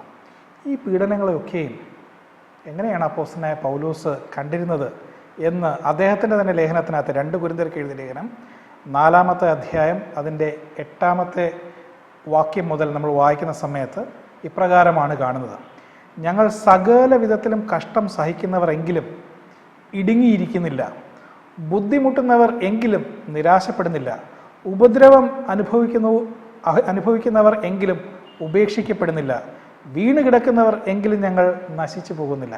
നമുക്ക് അദ്ദേഹം പറയാണ്, ഞങ്ങൾ എത്രമാത്രം കഷ്ടം സഹിച്ചിരുന്നാലും ഞങ്ങൾ ഇടുങ്ങിയിരിക്കുന്നില്ല, ഞങ്ങൾ എത്രമാത്രം ഉപദ്രവിച്ചിരുന്നാലും ശരി ഞങ്ങളുടെ ദൈവം ഞങ്ങളെ ഉപേക്ഷിക്കുന്നില്ല, ഞങ്ങൾ വീണ് കിടന്നിരുന്നാലും ഞങ്ങൾ നശിച്ചു പോവുകയില്ല. അതിൻ്റെ കാരണമായിട്ട് അദ്ദേഹം പറയുന്നത്, യേശുവിൻ്റെ ജീവൻ ഞങ്ങളുടെ ശരീരത്തിൽ വെളിപ്പെടേണ്ടതിന് യേശുവിൻ്റെ മരണം ശരീരത്തിൽ എപ്പോഴും ഞങ്ങൾ വഹിക്കുന്നു. ഞങ്ങൾ ഓരോ ദിവസവും കർത്താവായ യേശു ക്രിസ്തുവിൻ്റെ മരണം വഹിക്കുന്നവരായതുകൊണ്ട് ഈ പറയുന്നതായിട്ടുള്ള പ്രയാസങ്ങൾ, കഷ്ടങ്ങൾ, പ്രതിസന്ധികൾ ഇതൊന്നും ഞങ്ങൾ കണക്കാക്കുന്നില്ല. കാരണം ഞങ്ങൾ ദൈവത്താൽ ഉപേക്ഷിക്കപ്പെട്ടവരല്ല എന്ന് ഞങ്ങൾ മനസ്സിലാക്കുന്നു. ഞങ്ങളുടെ മർത്യ ശരീരത്തിൽ യേശുക്രിസ്തുവിൻ്റെ ജീവൻ വെളിപ്പെടേണ്ടതിന് ജീവിച്ചിരിക്കുന്ന ഞങ്ങൾ എല്ലായ്പ്പോഴും യേശു നിമിത്തം മരണത്തെ ഏൽപ്പിക്കുന്നു. നോക്കുക, എന്ത് വിശ്വാസമാണ് നോക്കുക. കഷ്ടപ്പാടിലും പ്രയാസങ്ങളും അദ്ദേഹം പറയുന്നത്, ഞങ്ങളുടെ മർത്യ ശരീരത്തിൽ യേശുക്രിസ്തുവിൻ്റെ ജീവൻ, നിത്യജീവൻ വെളിപ്പെടേണ്ടതിന് ഞങ്ങൾ എപ്പോഴും യേശുക്രിസ്തുവിൽ മരണത്തെ ഏൽപ്പിക്കുന്നു എന്ന് കാണുവാനായിട്ട് സാധിക്കുന്നു.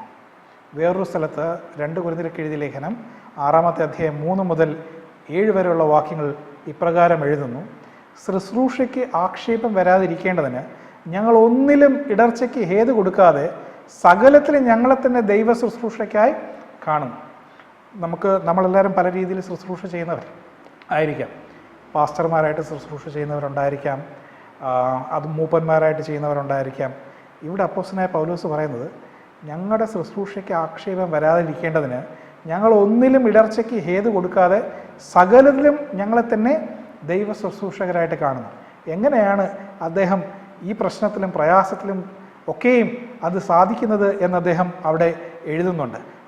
സഹിഷ്ണുത, കഷ്ടം, ബുദ്ധിമുട്ട്, സങ്കടം, തല്ല്, തടവ്, കലഹം, അധ്വാനം, ഉറക്കളിപ്പ്, പട്ടിണി, നിർമ്മലത, പരിജ്ഞാനം, ദീർഘക്ഷയ, ദയ, പരിശുദ്ധാത്മാവ്, നിർവ്യാജ സ്നേഹം, സത്യവചനം, ദൈവശക്തി എന്നിവ ഇടത്തും വലത്തും നീതിയുടെ ആയുധങ്ങൾ ധരിച്ചു കൊണ്ടിരിക്കുന്നത് കൊണ്ടാണ് ഇത് സാധിക്കുന്നത് എന്ന് അവിടെ വായിക്കുന്നതായിട്ട് നമുക്ക് കാണുവാനായിട്ട് സാധിക്കും. നോക്ക്, ജീവിതത്തിൽ എത്ര പ്രയാസങ്ങൾ വന്നിരുന്നാലും, നിങ്ങളിപ്പം ഏതെങ്കിലും പ്രയാസങ്ങളിൽ കൂടെ കടന്നു പോയിട്ടുണ്ടെങ്കിലും, അപ്പോസ്തലനായ പൗലോസ് ഈ പ്രതിസന്ധികൾക്ക് മധ്യേ അദ്ദേഹം തിളക്കമുള്ളത് കാണുവാനായിട്ട് സാധിച്ചു.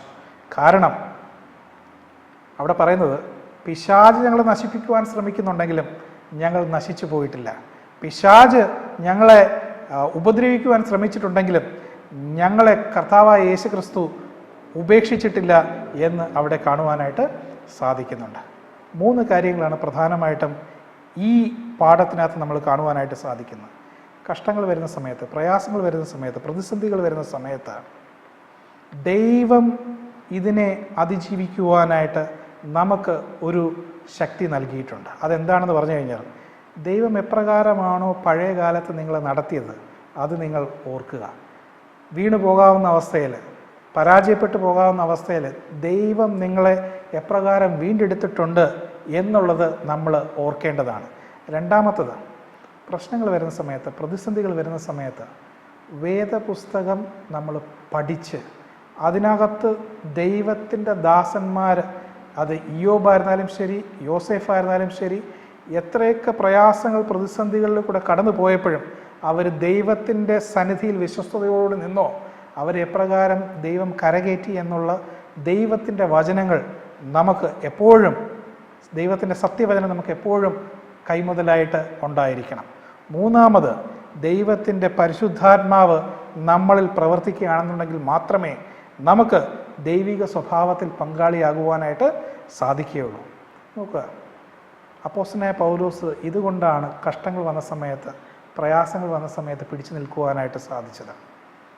ദൈവവചനത്തിലൂന്നി, പരിശുദ്ധാത്മാവിലൂന്നി, ദൈവത്തിൻ്റെ നന്മകളെ ഓർത്തുകൊണ്ട് ദൈവത്തിൻ്റെ വാഗ്ദത്തങ്ങളിൽ മുറുകെ പിടിച്ചു കഴിഞ്ഞാൽ നമുക്കും പ്രയാസങ്ങളിൽ ദൈവത്തെ സ്തുതിക്കുവാനായിട്ട് സാധിക്കും.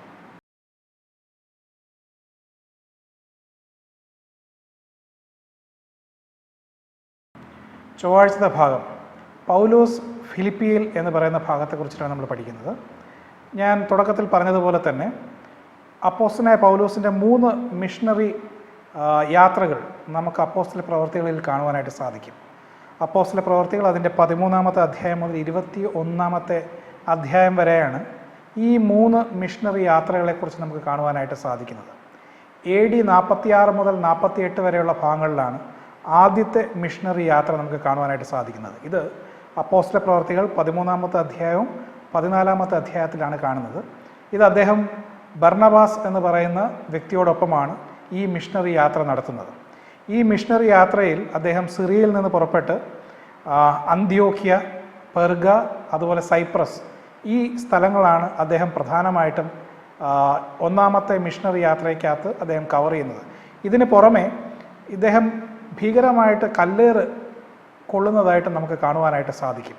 ഇതിന് പുറമെ ഗലാത്തിയ സഭയും അദ്ദേഹം ഉണ്ടാക്കുന്നത് ഈ ഒരു സമയത്താണെന്ന് കാണുവാനായിട്ട് സാധിക്കുന്നു. ഇദ്ദേഹത്തിൻ്റെ രണ്ടാമത്തെ മിഷണറി ട്രിപ്പിലാണ് നമ്മൾ ഈ ആഴ്ച പഠിക്കുന്നതായിട്ടുള്ള ഫിലിപ്പിയർക്ക് എഴുതിയ ലേഖനത്തിനകത്തുള്ള ഫിലിപ്പി എന്ന് പറയുന്ന പട്ടണത്തിനകത്തുള്ള സഭ സ്ഥാപിക്കുന്നത്. ഇദ്ദേഹത്തിൻ്റെ രണ്ടാമത്തെ മിഷണറി യാത്ര നടക്കുന്നത് AD 49 മുതൽ 52 വരെയുള്ള കാലഘട്ടങ്ങളിലെ ഏകദേശം 3 വർഷക്കാലമാണ് രണ്ടാമത്തെ മിഷണറി യാത്ര എന്ന് പറയുന്നത്. ഇത് നമ്മൾ കാണുന്നത് അപ്പോസ്തല പ്രവൃത്തികളുടെ പുസ്തകം 16-ാമത്തെ അധ്യായം മുതൽ അതിൻ്റെ 18-ാമത്തെ അധ്യായം വരെയാണ് ഇത് കാണുന്നത്. കൃത്യമായിട്ട് പറയുകയാണെങ്കിൽ അപ്പോസ്തല പ്രവൃത്തികൾ 15-ൽ 36 മുതൽ 18 മുതൽ 22 വരെയുള്ള ഭാഗങ്ങളിലാണ് ഇത് കാണുന്നത്. ഇത് പോകുന്ന സമയത്ത് അദ്ദേഹം തീമോത്തി അദ്ദേഹത്തിൻ്റെ കൂടെ ഉണ്ടായിരുന്നു, ലൂക്കോസ് അദ്ദേഹത്തിൻ്റെ കൂടെ ഉണ്ടായിരുന്നു എന്ന് നമുക്ക് കാണുവാനായിട്ട് സാധിക്കുന്നുണ്ട്. ഈ സമയങ്ങളിലാണ് അദ്ദേഹം Philippi, Thessalonica, Berea, Athens, Corinth, Ephesus ഈ സഭകളൊക്കെയും അദ്ദേഹത്തിൻ്റെ രണ്ടാമത്തെ മിഷണറി ട്രിപ്പിലാണ് അദ്ദേഹം കവർ ചെയ്യുന്നതായിട്ട് നമുക്ക് കാണുവാനായിട്ട് സാധിക്കുന്നത്. ഇതിനുശേഷം അദ്ദേഹത്തിൻ്റെ മൂന്നാമത്തെ മിഷണറി ട്രിപ്പ് പ്രധാനമായിട്ടും എഫസോസിനെ കേന്ദ്രീകരിച്ചിരുന്നതായിട്ട് നമുക്ക് കാണുവാനായിട്ട് സാധിക്കും. ഇത് നമ്മൾ കാണുന്നത് AD 53 മുതൽ 57 വരെയുള്ള കാലഘട്ടങ്ങളിലാണ്. ഇതിനുശേഷമാണ് അദ്ദേഹം തടവറയിലേക്ക് പോകുന്നത്. ആദ്യം കൈസേരിയയിലെ തടവറയിലേക്ക് പോകുന്നു, പിന്നെ 2 വർഷങ്ങൾക്ക് ശേഷം റോമ പട്ടണത്തിൻ്റെ കീഴിൽ, റോമ സാമ്രാജ്യത്തിൻ്റെ കീഴിൽ വീട്ടുതടങ്കലിലായിരിക്കുന്നതായിട്ട് നമ്മൾ കാണുവാനായിട്ട് സാധിക്കും. ഇദ്ദേഹത്തിൻ്റെ മൂന്നാമത്തെ മിഷണറി ട്രിപ്പ് നമ്മൾ കാണുന്നത് അപ്പോസ്തല പ്രവർത്തികൾ 18-ാമത്തെ അധ്യായം 23-ാമത്തെ വാക്യം മുതൽ 21-ാമത്തെ അധ്യായം 17-ാമത്തെ വാക്യം വരെയാണ് ഇത് നമുക്ക് കാണുവാനായിട്ട് സാധിക്കുന്നത്. നമുക്ക് നമ്മൾ ഈ ചൊവ്വാഴ്ചത്തെ പാഠത്തിനകത്ത് പഠിക്കുന്നതായിട്ടുള്ള ഫിലിപ്പിയ എന്ന് പറയുന്ന പട്ടണത്തിലെ അദ്ദേഹത്തിൻ്റെ സുവിശേഷ പ്രവർത്തനത്തിൻ്റെ ഭാഗമായിട്ട് യൂറോപ്പിലെ ആദ്യത്തെ ക്രിസ്തീയ സഭ സ്ഥാപിക്കുന്നത് ഗ്രീസിലെ മാസഡോണിയയിലെ ഫിലിപ്പി എന്ന് പറയുന്ന പട്ടണത്തിലാണ് എന്ന് നമുക്ക് കാണുവാനായിട്ട് സാധിക്കുന്നു. ആദ്യത്തെ യൂറോപ്യൻ കൺവേർട്ട് അല്ലെങ്കിൽ യൂറോപ്പിലെ ആദ്യത്തെ ക്രിസ്ത്യാനിത്വത്തിലേക്ക് വന്ന വ്യക്തി ആരാണ് എന്ന് ചോദിച്ചു കഴിഞ്ഞാൽ ലിദിയ എന്ന് പറയുന്ന ഒരു സ്ത്രീയാണ്, ഒരു ധനാഢ്യയായിട്ടുള്ള ഒരു സ്ത്രീയാണ് എന്ന് നമുക്ക് കാണുവാനായിട്ട് സാധിക്കുന്നുണ്ട്. അതുമാത്രമല്ല, ഫിലിപ്പിയർക്ക് എഴുതിയ ലേഖനത്തിനകത്താണ് നമ്മൾ പിന്നീട് ഒരു ജയിലറും അദ്ദേഹത്തിൻ്റെ കുടുംബവും ഒക്കെയും സുവിശേഷം സ്വീകരിച്ച് ക്രിസ്ത്യാനിത്വത്തിലേക്ക് വരുന്നതായിട്ട് നമുക്ക് കാണുവാനായിട്ട് സാധിക്കുന്നത്. ഇത് നമ്മൾ പ്രധാനമായിട്ടും അപ്പോസ്തല പ്രവർത്തികൾ 16-ാമത്തെ അധ്യായത്തിനകത്താണ് കാണുന്നത്. അദ്ദേഹത്തിൻ്റെ രണ്ടാമത്തെ മിഷണറി യാത്രയിൽ തിമോത്തി കൂടെ ഉണ്ടായിരുന്നു. മാത്രമല്ല, ഇവരുടെ ഏറ്റവും ആദ്യത്തെ ഉദ്ദേശം ഏഷ്യ മൈനറിൽ പോകണം എന്നുള്ളതായിരുന്നു. എന്നാൽ രാത്രി കാലത്ത് യേശുവിൻ്റെ ആത്മാവ് വന്നിട്ട് അവരോട് പറയുകയാണ്, നിങ്ങൾ ഏഷ്യ മൈനറിലോട്ടല്ല പോകേണ്ടത്, നിങ്ങൾ മാസിഡോണിയയിലേക്ക് പോകണം എന്ന് പറഞ്ഞു. അതിൻ്റെ കാരണം എന്ന് പറഞ്ഞാൽ, ഒരു മനുഷ്യൻ അവരോട് ഒരു വിഷനകത്ത് അല്ലെങ്കിൽ ഒരു ദർശനത്തിൽ മാസിഡോണിയയിലേക്ക് വരുവാനായിട്ട് അഭ്യർത്ഥിക്കുന്നതായിട്ട് കാണും. അങ്ങനെ അവർ ത്രോവയിൽ നിന്ന് മാസിഡോണിയയിലേക്ക് കപ്പൽ മാർഗം പോകുന്നതായിട്ട് കാണും. ഇതോടൊപ്പം തന്നെ ശീലാസും തിമോത്തിയും ലൂക്കോസും ഇവരോടൊപ്പം ഉള്ളതായിട്ട് നമുക്ക് കാണുവാനായിട്ട് സാധിക്കുന്നുണ്ട്. നമുക്ക് ഇവർ ഇത്രയും പേരാണ് ഫിലിപ്പിയിലേക്ക് പോകുന്നത്. നമ്മൾ ഇനി പഠിക്കുന്ന ഭാഗത്തിനകത്ത് അപ്പോസ്തലനായ പൗലോസ് എത്രമാത്രം തന്ത്രപരമായിട്ടാണ് ഈ ഫിലിപ്പി എന്ന് പറഞ്ഞ പട്ടണം തിരഞ്ഞെടുത്തതായിട്ട് നമുക്ക് കാണുവാനായിട്ട് സാധിക്കും. കാരണം ഫിലിപ്പി എന്ന് പറയുന്ന പട്ടണം മാസിഡോണിയ എന്ന് പറയുന്ന ആ ഒരു ഭാഗത്തിൻ്റെ ഏറ്റവും പ്രധാനപ്പെട്ട നഗരമായിരുന്നു. ഈ റോമ പട്ടണം റോമ സാമ്രാജ്യം ചില പട്ടണങ്ങൾക്ക് ചില പ്രത്യേക പദവികൾ കൊടുക്കുമായിരുന്നു. അതിനകത്ത് ഏറ്റവും പ്രമുഖമായിട്ടുള്ളൊരു പദവിയാണ് യൂസ് ഇറ്റാലിക്കം എന്ന് പറഞ്ഞ പദവി. അങ്ങനെയുള്ളൊരു പദവി കിട്ടിയതായിട്ടുള്ളൊരു നഗരമാണ് ഫിലിപ്പി നഗരം എന്ന് പറയുന്നത്. കാരണം അവിടെയുള്ള ആളുകൾക്ക് ഇറ്റലിയിലുള്ള, അതായത് റോമിൻ്റെ തലസ്ഥാനമായിട്ടുള്ള ഇറ്റലിയിലുള്ള ആളുകൾക്കുള്ള അതേ ആനുകൂല്യങ്ങളും അതേ പൗരത്വവും ആർക്കുണ്ടായിരുന്നു? ഈ ഫിലിപ്പിയിലുള്ള ആൾക്കാർക്കും ഉണ്ടായിരുന്നതായിട്ട് നമുക്ക് കാണുവാനായിട്ട് സാധിക്കും. കാരണം എങ്ങനെയാണോ ഇറ്റലിയിലുള്ള ആൾക്കാർ ടാക്സും മറ്റു കാര്യങ്ങളൊക്കെയും ഇളവുണ്ടായിരുന്നു, അതേ കാര്യങ്ങളൊക്കെയും എവർക്കും ലഭിക്കുമായിരുന്നു എന്ന് നമുക്ക് കാണുവാനായിട്ട് സാധിക്കുന്നു. അതുമാത്രമല്ല, നമ്മൾ ഈ ഫിലിപ്പി പട്ടണത്തിൻ്റെ ഒരു പ്രത്യേകത എന്ന് പറയുന്നത്, റോമിനെ കിഴക്ക് ഭാഗവുമായിട്ട്, പ്രത്യേകിച്ച് ഏഷ്യയിലെ ബാക്കിയുള്ള സ്ഥലങ്ങളുമായിട്ട് യോജിപ്പിക്കുന്ന ഒരു പ്രധാനപ്പെട്ട നഗരമായിരുന്നു ഫിലിപ്പി നഗരം എന്ന് പറയുന്നത്. ഉദാഹരണത്തിന് ആംഫിപോളിസ്, അപ്പളോണിയ, തെസ്ലോനിയ, ബെറോവിയ ഇങ്ങനെയുള്ള പട്ടണങ്ങളെയും യോജിപ്പിക്കുന്ന ഒരു പട്ടണമായിരുന്നു ഫിലിപ്പി എന്ന് പറയുന്നത്. അതുകൊണ്ടാണ് വളരെ തന്ത്രപരമായി തൻ്റെ യൂറോപ്പിലുള്ള ആദ്യത്തെ ദൗത്യത്തിനായിട്ട് അപ്പോസ്തലനായ പൗലോസ് ഫിലിപ്പി തിരഞ്ഞെടുക്കുന്നതെന്ന് നമുക്ക് കാണുവാനായിട്ട് സാധിക്കുന്നു. ഇവരുടെ ഔദ്യോഗിക ഭാഷ എന്ന് പറയുന്നത് ലാറ്റിൻ ഭാഷയാണ്. നമുക്കറിയാം ലാറ്റിൻ ഭാഷ എന്ന് പറഞ്ഞ ഒരു ഔദ്യോഗിക ഭാഷയാണ്. അതുകൊണ്ട് തന്നെ ചില സ്ഥലങ്ങളിലൊക്കെയും ഇദ്ദേഹത്തിൻ്റെ എഴുത്തിൽ ഫിലിപ്പോസിയെ എന്ന് പറയുന്ന ലാറ്റിൻ വാക്ക് ഉപയോഗിക്കുന്നതായിട്ട്, അവരെ അഭിസംബോധന ചെയ്യാൻ ഉപയോഗിക്കുന്നതായിട്ട് നമുക്ക് കാണുവാനായിട്ട് സാധിക്കും. ഇത് മാത്രമല്ല, ഇവിടുത്തെ ഒരു സാധാരണക്കാരുടെ ഭാഷ എന്ന് പറയുന്നത് ഗ്രീക്ക് ഭാഷയാണ് എന്ന് നമുക്ക് കാണുവാനായിട്ട് സാധിക്കുന്നു. ഞാൻ നേരത്തെ പറഞ്ഞതുപോലെ ഇവിടെ ഒരു ശനിയാഴ്ച ദിവസം ആരാധിക്കുവാൻ വരുന്ന സമയത്ത് നദിക്കരയിൽ ലുദിയ എന്ന് പറയുന്ന, ഇവിടെ പറയുന്നത് ഇപ്രകാരമാണ്: താമ്രനൂൽ വിൽക്കുന്നയാൾ, പർപ്പിൾ ലെനിൻ വിൽക്കുന്ന ഒരു സ്ത്രീ എന്നാണ് പറയുന്നത്. വളരെ ധനാഢ്യയായിട്ടുള്ള സ്ത്രീയായിരുന്നു ഇവരാണ് ആദ്യമായിട്ട് ഫിലിപ്പിയിൽ അപ്പോസ്തലനായ പൗലോസിൻ്റെ സുവിശേഷത്തിൽ ആകൃഷ്ടയായിട്ട് ക്രിസ്ത്യാനിത്വം സ്വീകരിക്കുന്നതായിട്ട് നമുക്ക് കാണുവാനായിട്ട് സാധിക്കുന്നു. ഇതിനുശേഷം അവിടെ ഒരു സംഭവം നടക്കുന്നു. ഒരു വെളിച്ചപ്പാടത്തിയായിട്ടുള്ള ഒരു ബാല്യക്കാരത്തി അപ്പോസ്തലനായ പൗലോസിനെയും ശിഷ്യന്മാരെയും സ്ഥിരമായി ശല്യം ചെയ്യുന്നതിൻ്റെ ഭാഗമായിട്ട്, ഇവരുടെ കൂടെ പുറകയിൽ വന്നതിൻ്റെ ഫലമായിട്ട് അപ്പോസ്തലനായ പൗലോസ് ആ സ്ത്രീയെ, ആ ബാല്യക്കാരത്തെ ശാസിക്കുന്നുണ്ട്.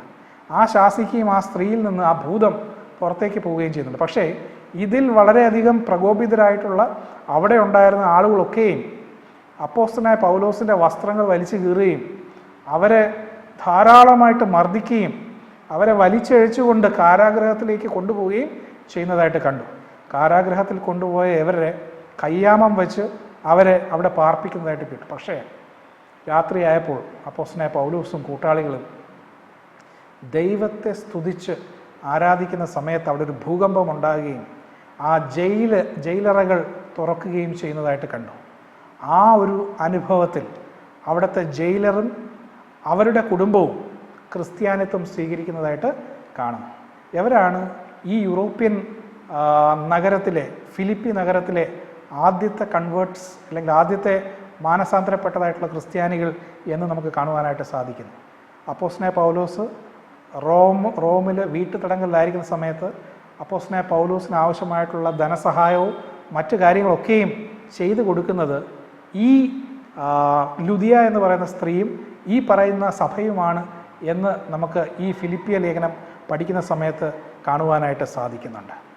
ചുരുക്കി പറഞ്ഞു കഴിഞ്ഞാൽ, പീഡനമുണ്ടെങ്കിലും യൂറോപ്പിലുടനീളവും ഏഷ്യയിലും വളരെ ശക്തമായിട്ട് ദൈവത്തിൻ്റെ വചനം പ്രഘോഷിക്കുവാൻ ഫിലിപ്പി നഗരം ഒരു അതിപ്രധാനമായിട്ടുള്ള ഘടകമാണ് എന്ന് ദൈവത്തിൻ്റെ ആത്മാവിനാൽ അപ്പോസ്തലനായ പൗലോസിന് മനസ്സിലായതിൻ്റെ ഫലമായിട്ടാണ് ഈ ഫിലിപ്പി സഭ സ്ഥാപിതമാകുന്നത് എന്ന് നമുക്ക് കാണുവാനായിട്ട് സാധിക്കും.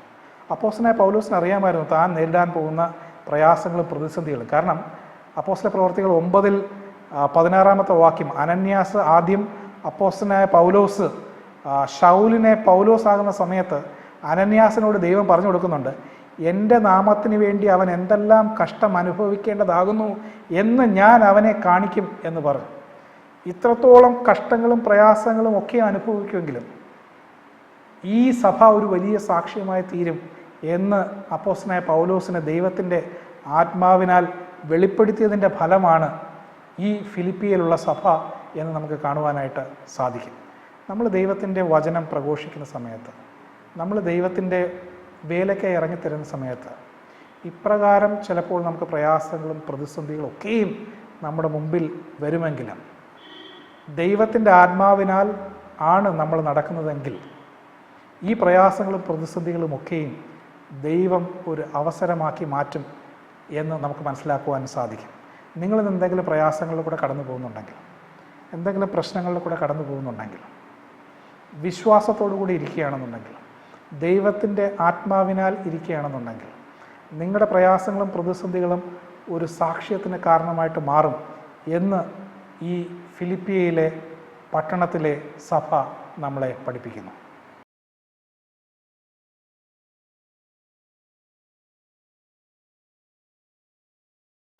ബുധനാഴ്ചത്തെ ഭാഗം പൗലോസും കൊലോസിയം എന്ന് പറയുന്ന ഭാഗത്തെക്കുറിച്ചിട്ടാണ് നമ്മൾ പഠിക്കുന്നത്. കൊലോസിയ എന്ന് പറയുന്ന കൊലോസിയ സഭ അപ്പോസ്തലനായ പൗലോസ് ഉണ്ടാക്കിയതായിട്ടുള്ളൊരു സഭയല്ല. അത് ഉണ്ടാക്കിയത് എപ്പഫ്രാസ് എന്ന് പറയുന്ന കൊലോസിയയിലെ തന്നെ ഉള്ളൊരു വ്യക്തിയാണ് ഉണ്ടാക്കുന്നത്. അപ്പോൾ എങ്ങനെയാണ് കൊലോസിയും അതുപോലെ തന്നെ അപ്പോസ്തലനായ പൗലോസും തമ്മിലുള്ള ബന്ധം എന്ന് ചോദിച്ചു കഴിഞ്ഞാൽ, ഈ എപ്പഫ്രാസ് അപ്പോസ്തലനായ പൗലോസിൻ്റെ എഫെസോസ് എന്ന് പറയുന്ന സഭയിലെ ശുശ്രൂഷ മുഖാന്തരം മാനസാന്തരപ്പെട്ട് വന്ന വ്യക്തിയാണ് എപ്പഫ്രാസ് എന്ന് പറയുന്നത്. കാരണം ഏകദേശം AD 50-55 കാലഘട്ടങ്ങളിൽ എഫെസോസ് എന്ന് പറയുന്ന ഏഷ്യ മൈനറിലുള്ള ഭാഗത്തുള്ള സുവിശേഷ പ്രവർത്തനത്തിൽ ഈ എപ്പഫ്രാസ് ദൈവത്തിൻ്റെ വചനം കേൾക്കുകയും അതിനുശേഷം അപ്പോസ്തലനായ പൗലോസിനോടൊപ്പം ഒരു സഹപ്രവർത്തകനായി ചേരുന്നതായിട്ട് കണ്ടു. ഇദ്ദേഹമാണ് ഇദ്ദേഹത്തിൻ്റെ സ്വന്തം സ്ഥലമായിട്ടുള്ള കൊലോസിയയിലേക്ക് ദൈവത്തിൻ്റെ സുവിശേഷം കൊണ്ടുപോകുന്നതായിട്ട് നമുക്ക് കാണുവാനായിട്ട് സാധിക്കുന്നത്. നമ്മൾ നേരത്തെ പഠിച്ചതായിട്ടുള്ള ഫിലിപ്പിയർക്ക് എഴുതിയ ലേഖനം അല്ലെങ്കിൽ ഫിലിപ്പിയിലെ സഭ എന്ന് പറയുന്നത് യൂറോപ്പിലാണെന്നുണ്ടെങ്കിൽ, കൊലോസിയർക്ക് എഴുതിയ ലേഖനത്തിലുള്ള കൊലോസിയ എന്ന് പറയുന്ന സഭ വരുന്നത് ഏഷ്യ മൈനർ, പ്രത്യേകിച്ച് ഇന്നത്തെ തുർക്കി എന്ന് പറയുന്ന സ്ഥലത്താണ് ഈ കൊലോസിയ എന്ന് പറയുന്ന ഭാഗം വരുന്നത്. നമുക്ക് ഇത് വളരെ തന്ത്രപ്രധാനമായിട്ടുള്ളൊരു മേഖലയാണ്. കാരണം യൂറോപ്പും ഏഷ്യയും തമ്മിൽ ബന്ധിപ്പിക്കുന്നതായിട്ടുള്ള ഭാഗമാണ് ഈ ഏഷ്യ മൈനർ. അതിനെ നമ്മൾ ട്രാൻസ് കോണ്ടിനെൻ്റൽ കൺട്രി എന്നാണ് അറിയപ്പെടുന്നത്, ഈ തുർക്കിയെ അറിയപ്പെടുന്നത്. അവിടെയാണ് ഈ കൊലോസിയ സ്ഥിതി ചെയ്യപ്പെട്ടത് എന്ന് നമുക്ക് കാണുവാനായിട്ട് സാധിക്കുന്നത്. നോക്കുക, കൊലോസിയ അല്ലെങ്കിൽ ഏഷ്യയിലുള്ള സഭയിലൊന്നാണ് കൊലോസിയ സഭ എന്ന് പറയുന്നത്. ഏഷ്യയിൽ എപ്രകാരം ദൈവത്തിൻ്റെ സുവിശേഷം വ്യാപിച്ചു എന്ന് നമ്മൾ വെളിപാടിൻ്റെ പുസ്തകം 1-ാമത്തെ അധ്യായം 4-ാമത്തെ വാക്യം വായിക്കുന്ന സമയത്ത് ദൈവത്തിൻ്റെ അവസാന ദൂത് പോകുന്നത് ഏഷ്യയിലുള്ള 7 സഭകളോടാണ്. അതൊക്കെയും അപ്പോസ്തലനായ പൗലോസിൻ്റെ ഈ പ്രവർത്തനത്തിൽ കൂടെ ഉണ്ടാവുന്നതാണ്. പ്രത്യേകിച്ച് എഫെസോസിലുള്ള അപ്പോസ്തലനായ പൗലോസിൻ്റെ പ്രവർത്തനത്തിൽ ഏഷ്യയിലുള്ള ധാരാളം പേര് തൻ്റെ ദൂത് കേട്ടു എന്ന് അപ്പോസ്തല പ്രവൃത്തികൾ അതിൻ്റെ 19-10 എഴുതിയിരിക്കുന്നു. അവിടെ എഴുതിയിരിക്കുന്ന ഇപ്രകാരമാണ്: ആസിയിൽ വസിച്ചിരുന്ന എല്ലാവരും കർത്താവായ യേശുവിൻ്റെ വചനം കേട്ടു. എവിടെ നിന്ന്? എഫെസോസിൽ നിന്ന് കേട്ടു. അങ്ങനെ ഈ എഫെസോസിൽ നിന്ന് വചനം കേട്ടതായിട്ടുള്ള എപ്പഫ്രാസാണ് പിന്നീട് ഇദ്ദേഹത്തിൻ്റെ ഒരു സഹഭൃത്യനായി സഹപ്രവർത്തകരിൽ ഒരാളായിട്ട് കൂടുകയും അദ്ദേഹമാണ് കൊലോസിയിലേക്ക് ഈ സുവിശേഷം കൊണ്ടുപോവുകയും ചെയ്യുന്നതായിട്ട് കാണുന്നത്. ഈ കൊലോസിക്ക് ഒരു പ്രത്യേകതയുണ്ട്.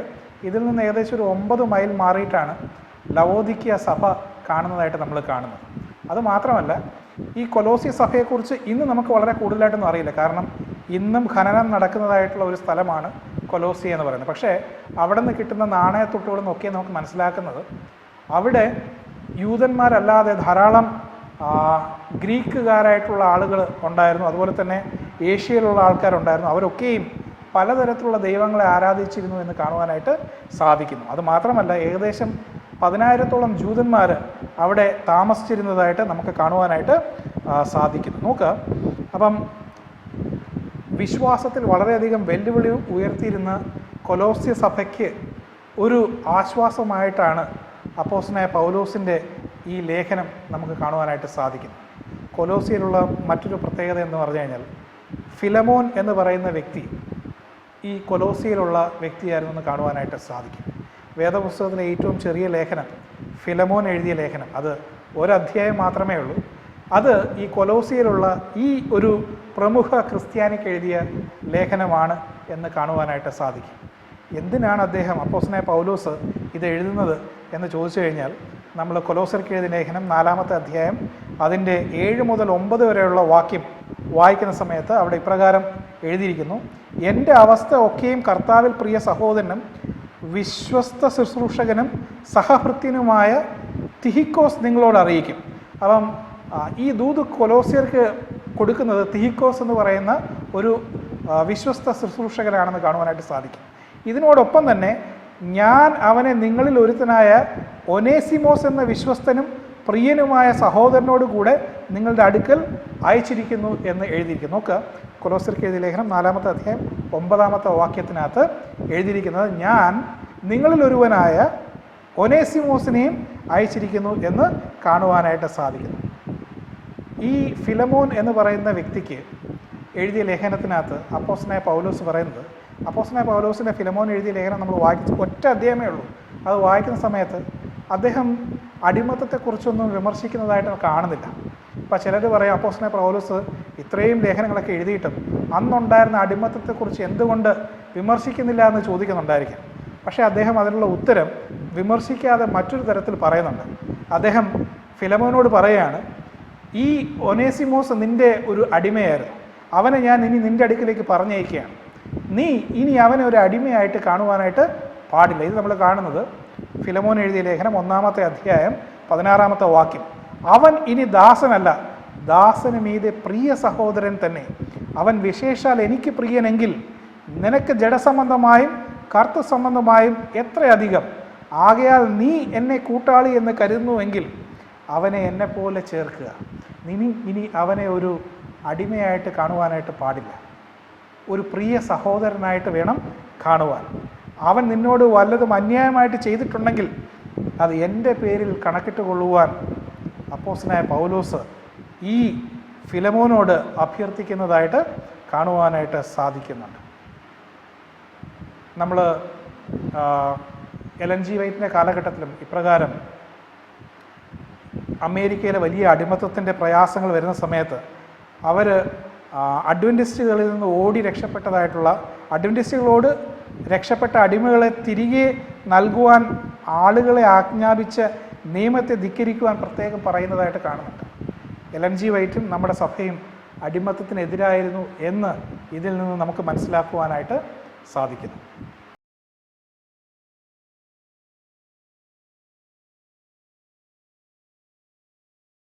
വ്യാഴാഴ്ചത്തെ പാഠം ഫിലിപ്പിയിലെയും കൊലോസ്യയിലെയും സഭകൾ എന്ന് പറയുന്ന ഭാഗത്തെക്കുറിച്ചിട്ടാണ്. ഈ ഭാഗത്ത് അപ്പോസ്തലനായ പൗലോസ് തൻ്റെ സുവിശേഷ പ്രവർത്തനത്തിനായിട്ട് എപ്രകാരമുള്ള സ്ട്രാറ്റജി അല്ലെങ്കിൽ തന്ത്രങ്ങളൊക്കെയാണ് അദ്ദേഹം പ്രയോഗിച്ചിരുന്നത് എന്നുള്ളതാണ് നമ്മൾ പ്രധാനമായിട്ടും കാണുന്നത്. ഫിലിപ്പിയർക്ക് എഴുതിയ ലേഖനം 1-ാമത്തെ അധ്യായം അതിൻ്റെ 1 മുതൽ 3 വരെയുള്ള വാക്യവും കൊലോസ്യർക്ക് എഴുതിയ ലേഖനം അതിൻ്റെ 1-2 വാക്യങ്ങളും വായിക്കുന്ന സമയത്ത് അദ്ദേഹം എപ്രകാരമാണ് ഈ സഭയെ അഭിസംബോധന ചെയ്യുന്നത് നമുക്ക് നോക്കാം. അവിടെ ഇപ്രകാരം എഴുതിയിരിക്കുന്നു. ഫിലിപ്പിയർക്ക് എഴുതിയ ലേഖനം 1-ാമത്തെ അധ്യായം 1-ാമത്തെ വാക്യം. യേശുക്രിസ്തുവിൻ്റെ ദാസന്മാരായ പൗലോസും തീമോത്തിയോസും ഫിലിപ്പിയിൽ യേശുക്രിസ്തുവിലുള്ള സകല വിശുദ്ധന്മാർക്കും അധ്യക്ഷന്മാർക്കും ശുശ്രൂഷകർക്കും കൂടെ എഴുതുന്നത്. നോക്ക്, അപ്പോൾ അവിടെ അവരെ അഭിസംബോധന ചെയ്യുന്നത് സകല വിശുദ്ധന്മാരും എന്നാണ് അഭിസംബോധന ചെയ്യുന്നത്. അതുപോലെ തന്നെ അധ്യക്ഷന്മാർക്കും ശുശ്രൂഷകന്മാർക്കും. ഇനി കൊലോസ്യർക്ക് എഴുതിയ ലേഖനം 1-ാമത്തെ അധ്യായത്തിൽ അവിടെ എഴുതിയിരിക്കുന്നത് ഇപ്രകാരമാണ്.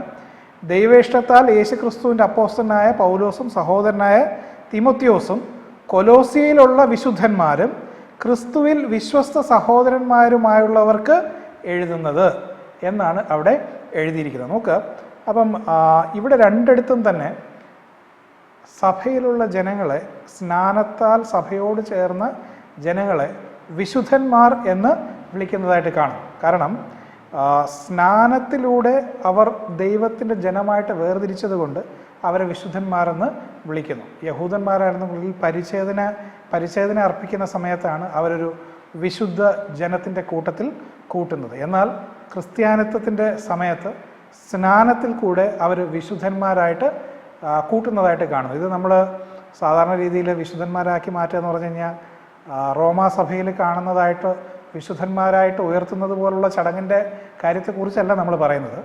ഇത് സാധാരണ ജനങ്ങളെ അവർ യേശുക്രിസ്തുവിൽ സ്വീകരിച്ച് മാനസാന്തരപ്പെട്ട് സ്നാനപ്പെട്ട് കഴിഞ്ഞാൽ അവരെ അപ്പോസ്തലനായ പൗലോസ് അഭിസംബോധന ചെയ്യുന്നത്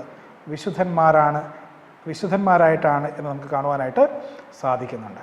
ഇത് മാത്രമല്ല, ഈ 2 ലേഖനങ്ങളും നമ്മൾ എടുത്ത് പഠിക്കുന്ന സമയത്ത് രസകരമായിട്ടുള്ള ചില സാമ്യങ്ങൾ നമുക്ക് കാണുവാനായിട്ട് സാധിക്കുന്നുണ്ട്. നോക്ക്, അവിടെ ഫിലിപ്പിയിലുള്ള ലേഖനം അഭിസംബോധന ചെയ്യുന്ന ഇപ്രകാരമാണ്. മേൽവിചാരകന്മാരെയും ഡീക്കന്മാരെയും ആണ് ഈ വിശുദ്ധന്മാരോടൊപ്പം അഭിസംബോധന ചെയ്യുന്നത്. അപ്പം മേൽവിചാരകന്മാരെന്ന് പറഞ്ഞാൽ ഓവർസിയേഴ്സ് എന്നാണ് പറയുന്നത്. ഡീക്കന്മാരെ കുറിച്ച് കാണും. ഇനി കൊലോസ്യർക്ക് എഴുതിയ ലേഖനത്തിനകത്ത് വരുന്ന സമയത്ത് വിശ്വസ്തരായ സഹോദരന്മാർ, ഈ വിശ്വസ്തരായ സഹോദരന്മാർക്ക് ചില ജോലികളൊക്കെയും നമുക്ക് കാണുവാനായിട്ട് സാധിക്കുന്നു. എഫേസ്യർക്ക് എഴുതിയ ലേഖനം 6-ാമത്തെ അധ്യായവും 21-ാമത്തെ വാക്യം, കൊലോസ്യർ 4:7 ഇതൊക്കെ വായിക്കുന്ന സമയത്ത് ഈ വിശ്വസ്തരായിട്ടുള്ള സഹോദരന്മാരാണ് അപ്പോസ്തലനായ പൗലോസിൻ്റെ പല ലേഖനങ്ങളും കൈമാറാനും മറ്റുമൊക്കെയും ഉപയോഗിച്ചിരുന്നതായിട്ട് നമുക്ക് കാണുവാനായിട്ട് സാധിക്കുന്നത്. ചുരുക്കി പറഞ്ഞു കഴിഞ്ഞാൽ ഡീക്കന്മാർക്ക് പ്രത്യേകമായിട്ടുള്ള ഒരു ദൗത്യമുണ്ട്, മേൽവിചാരകന്മാർക്ക് പ്രത്യേകമായ ഒരു ദൗത്യമുണ്ട്, വിശ്വസ്തരായ ദാസന്മാർക്ക് സഹോദരന്മാർക്ക് പ്രത്യേകമായിട്ടുള്ള ദൗത്യമുണ്ട് എന്ന് കാണുവാനായിട്ട് സാധിക്കും. ഇത് നമ്മൾ പഠിക്കുന്നത് ആദ്യ നൂറ്റാണ്ടിലെ സഭയെക്കുറിച്ചിട്ടാണ്. ഇത് മറ്റു പല ഭാഗങ്ങളും വായിക്കുന്ന സമയത്ത് സഭയുടെ മറ്റു പല ഓഫീസുകളെക്കുറിച്ച് നമുക്ക് കാണുവാനായിട്ട് സാധിക്കും. ഉദാഹരണത്തിന് 1 തീമോത്തിയോസിൻ്റെ പുസ്തകം 1-ാമത്തെ അധ്യായം വായിക്കുന്ന സമയത്ത് അവിടെ നമുക്ക് മൂപ്പന്മാരെ കുറിച്ച് കാണുവാനായിട്ട് സാധിക്കുന്നുണ്ട്. അപ്പം ചുരുക്കി പറഞ്ഞു കഴിഞ്ഞാൽ 1-ാമത്തെ നൂറ്റാണ്ടിൽ തന്നെ സഭ വളരെയധികം ഘടനാപരമായിട്ട് പല ഓഫീസുകളും ഉണ്ടായിരുന്നതായിട്ടുള്ള ഒരു ദൈവാലയമായിരുന്നു, അല്ലെങ്കിൽ ദൈവസഭയായിരുന്നു എന്ന് കാണുവാനായിട്ട് സഹായിക്കും. മൂപ്പന്മാരുണ്ടായിരുന്നു, സഭാ ശുശ്രൂഷകന്മാരുണ്ടായിരുന്നു, വിശ്വസ്തരായിട്ടുള്ള സഹോദരന്മാരുണ്ടായിരുന്നു, ഡീക്കന്മാരുണ്ടായിരുന്നു, പിന്നെ ദോർക്കോസ് ചെയ്യുന്നതായിട്ടുള്ള സ്ത്രീകളെക്കുറിച്ച് നമുക്ക് കാണുവാനായിട്ട് സാധിക്കുന്നതായിട്ട് നമുക്കിവിടെ കാണുവാനായിട്ട് സാധിക്കുന്നുണ്ട്. അപ്പോസ്തലനായ പൗലോസ് ഇത് മാത്രമല്ല ചെയ്തിരുന്നത്. അദ്ദേഹം ഒരിടത്ത് ചെന്ന് സുവിശേഷം പറഞ്ഞു കഴിഞ്ഞാൽ അവിടെയുള്ള ഒരാളെ, വിശ്വസ്തരായിട്ടുള്ള ഒരാളെ തിരഞ്ഞെടുത്ത് അദ്ദേഹത്തിനോടൊപ്പം പരിശീലനം കൊടുക്കുമായിരുന്നു. നമുക്ക് തീമത്തിയുടെ ജീവചരിത്രം എടുത്തിരുന്നാലും ശരി, എപ്പിഫ്രോസ് എന്ന് പറയുന്ന വ്യക്തിയുടെ എടുത്തിരുന്നാലും ശരി, ഈ എപ്പിഫ്രോസാണ് കൊലോസ്യർക്ക് എഴുതിയ സഭ സ്റ്റാർട്ട് ചെയ്യുന്നതായിട്ട് നമ്മൾ കണ്ടത്. ഇവരെയൊക്കെയും അദ്ദേഹം അവിടെ ചെന്ന് കണ്ടുപിടിക്കുകയും അവരോടൊപ്പം ചേരുകയും അവരെ ഇദ്ദേഹത്തിൻ്റെ ജോലിയിൽ പങ്കാളികളാക്കുകയും മാറ്റിയതിന് ശേഷമാണ് എന്ത് ചെയ്യുന്നത്, ഇവർ മറ്റു പല സഭകളും സ്ഥാപിക്കുന്നതായിട്ട് നമുക്ക് കാണുവാനായിട്ട് സാധിക്കുന്നു. ചുരുക്കി പറഞ്ഞു കഴിഞ്ഞാൽ ഒരിടത്ത് എത്തിച്ചേരുക മാത്രമല്ല, അവിടെയുള്ള വിശ്വാസികളെ നിലനിർത്തുന്നതിനുള്ള ഒരു തന്ത്രപരമായിട്ടുള്ള സമീപനമാണ് നമുക്ക് കാണുവാനായിട്ട് സാധിക്കുന്നത്. ഇത് നമ്മൾ പഠിക്കുന്ന സമയത്ത് 1-ാമത്തെ നൂറ്റാണ്ടിലുള്ള ഇതേ അനുഭവം തന്നെയാണ് 18-ാം നൂറ്റാണ്ടിൽ ക്രിസ്തീയ സെവന്ത് ഡേ അഡ്വന്റിസ്റ്റ് സഭ സ്ഥാപിതമാകുന്ന സമയത്ത് ജെയിംസ് വൈറ്റും അവരൊക്കെയും ഇതേ ഒരു മാതൃക തന്നെയാണ് പിന്തുടരുന്നത്. നമ്മൾ ആലോചിക്കേണ്ടത് ഇപ്പോൾ നമ്മൾ എപ്രകാരമാണ് ഇത് പിന്തുടരുന്നത്. നമ്മളൊരാളെ സ്നാനപ്പെടുത്തി ഒരു സഭ ഉണ്ടാക്കിയിട്ട് അവിടെ നിന്ന് പോവുകയാണോ, അവിടെ ഉള്ള ഒരാളെ പരിശീലിപ്പിച്ച് ആ സഭയ്ക്ക് ആവശ്യമായിട്ടുള്ള കാര്യങ്ങളൊക്കെയും അതിനെ നിലനിർത്തി കൊണ്ടുപോകാനുള്ള എല്ലാ കാര്യങ്ങളും നമ്മൾ ചെയ്യുന്നുണ്ടോ എന്ന് നമ്മൾ ആലോചിക്കേണ്ടതായിട്ടുണ്ട്. നോക്കുക, പൗലോസ് തൻ്റെ ലേഖനങ്ങളുടെ രചനയിൽ ചിലപ്പോഴൊക്കെയും ഒരു സഹായിയെ ഉപയോഗിച്ചിരുന്നു. അതുകൊണ്ടാണ് ഈ ലേഖനങ്ങളിലൊക്കെയും അദ്ദേഹം പറയുന്നുണ്ട് തീമോത്തിയോസും കൂടെ ഉണ്ട് എന്ന് ഈ അഭിസംബോധനകളിലൊക്കെയും പറയുന്നത് അല്ലേ. യേശു ക്രിസ്തുവിൻ്റെ ദാസന്മാരായ പൗലോസും തീമോത്തിയോസും കൂടെ എഴുതുന്നത് എന്നാണ് പറയുന്നത്. ഇതിൻ്റെ അർത്ഥം തീമോത്തിയോസാണ് ഇത് എഴുതുന്നത് എന്നുള്ളതല്ല. കാരണം പിന്നീടൊക്കെയും അദ്ദേഹം നമ്മൾ എന്നതിന് പകരം ഞാൻ എന്ന് പറയുന്ന വാക്കാണ് ഉപയോഗിക്കുന്നത്. അതായത് അദ്ദേഹത്തിന് ജയിലിൽ തീമോത്തിയോസ്, ഒരു പക്ഷേ തീമോത്തിയോസ് കുറച്ചു കാലം ജയിലിലുണ്ടായിരിക്കാം, അല്ലെങ്കിൽ സഹായത്തിനായിട്ട് അദ്ദേഹം വീട്ടുതടങ്കലിലായിരുന്നു, അദ്ദേഹത്തിനെ ആളുകൾക്ക് സന്ദർശിക്കാനുള്ള അനുവാദമൊക്കെയും ഉണ്ടായിരുന്നു എന്ന് ചരിത്രപരമായിട്ട് നമുക്ക് മനസ്സിലാക്കുവാനായിട്ട് സാധിക്കും. അപ്പം ഇദ്ദേഹത്തിൻ്റെ വീട്ടുതടങ്കലിലായിരിക്കുന്ന സമയത്ത്, റോമ തടവിലെ വീട്ടുതടങ്കലിലായിരിക്കുന്ന സമയത്ത് തീമോത്തിയോസ് കുറച്ച് സമയങ്ങളിൽ ഇദ്ദേഹത്തോടൊപ്പം ഉണ്ടായിരുന്നു. ആ സമയത്താണ് ഈ ഫിലിപ്പിയർക്ക് എഴുതിയ ലേഖനവും കൊലോസ്യർക്ക് എഴുതിയ ലേഖനവും എഴുതുന്നതായിട്ട് കാണുന്നത്. ചുരുക്കി പറഞ്ഞു കഴിഞ്ഞാൽ ഈ വ്യാഴാഴ്ചത്തെ പഠനത്തിനകത്ത് സഭയെ ബലപ്പെടുത്തുന്നതിനായിട്ട് ഉള്ള അപ്പോസ്തലനായ പൗലോസിൻ്റെയും ആദ്യകാല അപ്പോസ്തലന്മാരുടെയും ഉള്ള പ്രവർത്തനങ്ങളെക്കുറിച്ച് നമ്മൾ കാണുകയുണ്ടായി. പലതരം ഓഫീസുകൾ അതെപ്രകാരമാണ് പ്രവർത്തിച്ചിരുന്നത്, അവരെപ്രകാരമാണ് മറ്റു സുവിശേഷകന്മാരെ വാർത്തെടുത്തിരുന്നത്, ഇതൊക്കെയും നമുക്ക് കാണുവാനായിട്ട് സാധിക്കും. വെള്ളിയാഴ്ചത്തെ ഭാഗം നമ്മൾ വളരെ മനോഹരമായിട്ടുള്ളൊരു പാഠത്തിൻ്റെ അവസാനത്തിലേക്കാണ് എത്തുന്നത്. കർത്താവിൽ എപ്പോഴും സന്തോഷിപ്പിൻ എന്ന് ഞാൻ വീണ്ടും പറയുന്നു എന്ന് പറയുന്ന അപ്പോസ്തലനായ പൗലോസ് അത് എഴുതുന്നത് ജയിലിൽ നിന്നാണ് എന്ന് നമുക്ക് മനസ്സിലാക്കുവാനായിട്ട് സാധിക്കുന്നു. നമ്മൾ വിചാരിക്കും നമ്മുടെ ക്രിസ്തീയ ജീവിതം എപ്പോഴും സന്തോഷകരമായിരിക്കും, പ്രയാസങ്ങളിൽ നിന്നൊക്കെയും മാറി നിൽക്കും. കാരണം നമ്മൾ ദൈവത്തെ പ്രാർത്ഥിക്കുന്നവരാണല്ലോ, ദൈവം നമ്മുടെ പ്രാർത്ഥന കേട്ട് എല്ലാ പ്രയാസങ്ങളും നമ്മളെ എപ്പോഴും മാറ്റിത്തരും എന്നൊക്കെയും നമ്മൾ വിചാരിക്കുന്നുണ്ടായിരിക്കാം. അങ്ങനെയാണെങ്കിൽ അപ്പോസ്തലനായ പൗലോസ് തൻ്റെ അവസാന കാലത്ത് എന്തിനാണ് ജയിലിൽ പോകേണ്ടി വന്നത്? എന്തിനാണ് നീതിമാനായിട്ടുള്ള കർത്താവായ യേശു ക്രിസ്തു ഇത്രയും വേദനയേറി ക്രൂശിൽ മരിക്കേണ്ടി വന്നത്? എന്തുകൊണ്ടാണ് കർത്താവായ യേശു ക്രിസ്തുവിൻ്റെ ശിഷ്യന്മാരെല്ലാവരും അതിക്രൂരമായിട്ടുള്ള പീഡനങ്ങളാൽ മരിക്കേണ്ടി വന്നത്? ഇതിനെക്കുറിച്ച് നമ്മൾ ചിന്തിക്കുകയാണെന്നുണ്ടെങ്കിൽ നമുക്ക് വേറൊരു ഉദാത്തമായിട്ടുള്ള സത്യം നമുക്ക് ബോധ്യപ്പെട്ട് വരും. അതെന്താണെന്ന് പറഞ്ഞു കഴിഞ്ഞാൽ, നമ്മൾ ദൈവത്തെ വിശ്വസ്തയോടുകൂടെ സേവിക്കുകയാണെന്നുണ്ടെങ്കിൽ നമുക്ക് എതിർപ്പുകൾ നേരിടേണ്ടി വരും, നമ്മൾ തെറ്റായിട്ട് കഷ്ടപ്പെടേണ്ടി വരും. പക്ഷെ ഇവിടെ പറയുന്നത് നമ്മൾ പ്രതികാരം ചെയ്യുവാനായിട്ട് പോകരുത്. യേശു ക്രിസ്തുവിൻ്റെ അതേ ഭാവം നമ്മൾ മുറുകെ പിടിക്കണം. ക്രിസ്തുവിൻ്റെ സൗമ്യതയും താഴ്മയും പരിശുദ്ധതയും ഒക്കെയും നമ്മൾ മുറുകെ പിടിക്കണം എന്നവിടെ പറയുന്നുണ്ട്. പ്രിയപ്പെട്ടവരെ, നമ്മൾ ദൈവത്തോട് അടുത്തിരുന്ന് കഴിഞ്ഞാൽ നമ്മൾ കഷ്ടങ്ങളും പ്രയാസങ്ങളിൽ നിന്നും ഒക്കെയും മാറി നിൽക്കും എന്ന് നമ്മൾ വിചാരിക്കരുത്. അതുകൊണ്ടാണ് റോമർക്ക് എഴുതിയ ലേഖനം 8-ാമത്തെ അധ്യായം അതിൻ്റെ 35-ാമത്തെ വാക്യം, ക്രിസ്തുവിൻ്റെ സ്നേഹത്തിൽ നിന്ന് നമ്മളെ വേർപിരിക്കുന്നത് ആർ? കഷ്ടതയോ സങ്കടമോ ഉപദ്രവമോ പട്ടിണിയോ നഗ്നതയോ ആപത്തോ വാളോ. 7 പ്രയാസങ്ങളെക്കുറിച്ചിട്ടാണ് അവിടെ പറയുന്നത്. ഇതിലേതാണ് നിന്നെ എന്നെ കർത്താവായ യേശു ക്രിസ്തുവിൽ നിന്ന് മാറ്റുവാനായിട്ട് പോകുന്നത്? കഷ്ടമാണോ? സങ്കടമാണോ? ഉപദ്രവമാണോ? പട്ടിണിയാണോ? നഗ്നതയാണോ? ആപത്താണോ? അതുകൊണ്ടാണ് റോമർക്ക് എഴുതിയ ലേഖനം 8-ാമത്തെ അധ്യായം അതിൻ്റെ 35-ാമത്തെ വാക്യം ഇപ്രകാരം പറയുന്നത്, ക്രിസ്തുവിൻ്റെ സ്നേഹത്തിൽ നിന്ന് നമ്മളെ വേർപിരിക്കുന്നത് ആർ? കഷ്ടമോ സങ്കടമോ ഉപദ്രവമോ പട്ടിണിയോ നഗ്നതയോ ആപത്തോ വാളോ. ഇതിലേതാണ് നിങ്ങളെ ക്രിസ്തുവിൽ നിന്ന് പിന്തിരിപ്പിക്കുന്നത്? എന്ത് കഷ്ടമാണ് നിങ്ങളെ പിന്തിരിപ്പിക്കുന്നത്? അവിടെ 7 കഷ്ടങ്ങളെക്കുറിച്ച് പറയുന്നുണ്ട്, 7 പ്രയാസങ്ങളെക്കുറിച്ച് പറയുന്നുണ്ട്. കഷ്ടത, ട്രിബുലേഷൻസ്, സങ്കടം, ഉപദ്രവം, പട്ടിണി, നഗ്നത, ആപത്ത്. ഇതിനെല്ലാം ശേഷം വാളോ എന്നുള്ളൊരു ചോദ്യം വരുന്നുണ്ട്. മരണമാണോ നിങ്ങളെ യേശു ക്രിസ്തുവിൽ നിന്ന് മാറ്റുന്നത്? അതുകൊണ്ടാണ് അവിടെ പറയുന്നത്, മരണത്തിനോ ദൂതന്മാർക്കോ ജീവനോ ദൂതന്മാർക്കോ വാഴ്ചകൾക്കോ അധികാരങ്ങൾക്കോ ഒന്നിനും തന്നെ കർത്താവായ യേശു ക്രിസ്തുവിൻ്റെ സ്നേഹത്തിൽ നിന്ന് നമ്മളെ വേർതിരിക്കുവാനായിട്ട് കഴിയുകയില്ല എന്ന് പറയുന്നുണ്ട്. ഇതിനകത്ത് ഏറ്റവും പ്രധാനമായിട്ട് നമ്മൾ കാണേണ്ടത്, ഈ 7 കഷ്ടതകളിൽ 6 കഷ്ടതകളും അപ്പോസ്തലനായ പൗലോസ് എതിരിടുന്നതായിട്ട് കാണുന്നു. എന്നാൽ 7-ാമത്തെ കഷ്ടത AD 68 അദ്ദേഹത്തെ വാളിനാൽ കൊല്ലപ്പെടുവാനായിട്ട് കൊണ്ടുപോകുന്നതാണ് അദ്ദേഹത്തിൻ്റെ അവസാനത്തെ പരീക്ഷണം എന്ന് പറയുന്നത്. നിങ്ങളത് ചിന്തിച്ചു നോക്കണം. യേശു ക്രിസ്തുവിനെ അനുസരിച്ച് നടന്നിരുന്നതായിട്ടുള്ള ഒരു അപ്പോസ്തലൻ, അനേകരെ സുവിശേഷത്തിലേക്ക് കയറ്റിയതായിട്ടുള്ള ഒരു അപ്പോസ്തലൻ, അനേകം പേരും അദ്ദേഹത്തിൻ്റെ ജയിൽ മോചനത്തിനായിട്ട് പ്രാർത്ഥിക്കുന്നുണ്ടായിരിക്കാം. എന്തായിരിക്കാം ആ വാളിൻ്റെ മുന്നിൽ നിൽക്കുന്ന സമയത്ത് എന്തായിരിക്കാം അദ്ദേഹത്തിൻ്റെ ചിന്ത? അദ്ദേഹം പതറിയിട്ടുണ്ടോ? അദ്ദേഹം ഭയപ്പെട്ടിട്ടുണ്ടോ? എലൻ ജി വൈറ്റ് ഇപ്രകാരമാണ് പറയുന്നത്, ആ വാളിൻ്റെ മുമ്പിൽ നിൽക്കുമ്പോഴും ആ ആരാച്ചാറിൻ്റെ മുമ്പിൽ നിൽക്കുമ്പോഴും അദ്ദേഹം കണ്ടത് ആ വാളിനെയോ ആരാച്ചാറിനെയോ അല്ല എന്ന് കാണുവാനായിട്ട് സാധിക്കുന്നുണ്ട്.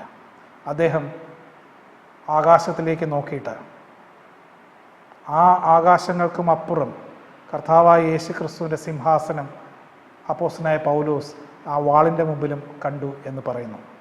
അദ്ദേഹം ഇപ്രകാരം അദ്ദേഹത്തിൻ്റെ മനസ്സിൽ പറഞ്ഞു കാണാം എന്ന് എലൻ ജി വൈറ്റ് പറയുന്നു, O Lord, thou art my comfort and my portion, when shall I embrace thee. മരണത്തിൻ്റെ തൊട്ട് മുമ്പും അദ്ദേഹം പറയുന്നത്, ദൈവമേ നിന്നെ ഞാൻ എപ്പോൾ കാണും എന്നുള്ളതാണ്. പ്രിയപ്പെട്ടവരെ, ക്രിസ്തീയ ജീവിതത്തിൽ ചിലപ്പോൾ നമുക്ക് കഷ്ടതകൾ നേരിടും, പ്രയാസങ്ങൾ നേരിടും. ചിലപ്പോൾ കഷ്ടതകൾ കൊണ്ട് മരണം സംഭവിക്കാം. എന്തായിരിക്കാം അപ്രകാരം ഒരു സ്ഥിതി വിശേഷത്തിൽ കൂടെ നമ്മൾ കടന്നു പോവുകയാണെന്നുണ്ടെങ്കിൽ, നമ്മൾ നേരത്തെ പറഞ്ഞതുപോലെ കഷ്ടതയുടെ കയ്പ് നീര് ദൈവം എനിക്ക് നൽകുകയാണെന്നുണ്ടെങ്കിൽ ദൈവത്തിൻ്റെ സ്നേഹത്തിൽ നിന്ന് മാറ്റുവാൻ ഒന്നും തന്നെ സാധിക്കുകയില്ല. ചില സമയത്ത് ക്രിസ്തീയ ജീവിതം ഇപ്രകാരം ഉള്ള ഒരു പ്രയാസത്തിൽ കൂടെ കടന്നു പോകേണ്ടി വന്നിരുന്നാലും അത് ദൈവത്തിനായിട്ടൊരു വലിയ സാക്ഷ്യമായിട്ട് മാറുന്നതായിട്ട് നമുക്ക് കാണുവാനായിട്ട് സാധിക്കുന്നു. അതുകൊണ്ടാണ് ഇതിൻ്റെയൊക്കെയും മുമ്പിൽ അപ്പോസ്തലനായ പൗലോസിന് പറയുവാൻ സാധിച്ചത്, rejoice in the Lord always and again I say rejoice. കർത്താവിൽ എപ്പോഴും സന്തോഷിക്കുക, സന്തോഷിപ്പിൻ എന്ന് ഞാൻ പിന്നെയും പറയുന്നു. നമുക്കൊരു നിമിഷം കണ്ണുകളടച്ച് പ്രാർത്ഥിക്കാം. ഞങ്ങളുടെ സ്വർഗസ്വനായ ദൈവമേ കർത്താവേ, അടിയങ്ങൾക്ക് നൽകിയ ഈ വചനത്തിനായിട്ട് സ്തോത്രം ചെയ്യുന്നു. അടിയങ്ങളിൽ കഷ്ടങ്ങൾ അനുഭവിക്കുന്നവരുണ്ടായിരിക്കാം, പ്രയാസങ്ങൾ അനുഭവിക്കുന്നുണ്ടായിരിക്കാം, പ്രതിസന്ധികൾ കടന്നു പോകുന്നവരുണ്ടായിരിക്കാം. എന്നാൽ അപ്പോഴൊക്കെയും നമ്മൾ ക്രിസ്തുവിൻ്റെ മരണത്തെ ദൈനംദിനം ഏൽക്കുന്നവരാണെന്നും ക്രിസ്തുവിനായി മരിക്കാൻ വരെ അടിയങ്ങൾക്ക് സാധിക്കണം എന്നും അപ്രകാരമുള്ളൊരു വിശ്വാസം അടിയങ്ങൾക്ക് വളർത്തിയെടുക്കണമെന്നും അടിയങ്ങൾ മനസ്സിലാക്കുന്നു. അപ്പോസ്തലനായ പൗലോസിനെ പോലെ മരണത്തിലും കർത്താവെ നിൻ്റെ സമാധാനവും നിൻ്റെ സന്തോഷവും അടിയങ്ങൾക്ക് നൽകുവാനും കർത്താവിൻ്റെ സന്തോഷം അടിയങ്ങളുടെ ജീവിതത്തിൽ വ്യാപരിക്കുവാനും സഹായിക്കണമെന്ന് സർവ്വവും യേശുവിന്റെ നാമത്തിൽ ചോദിക്കുന്നു. ആമേൻ.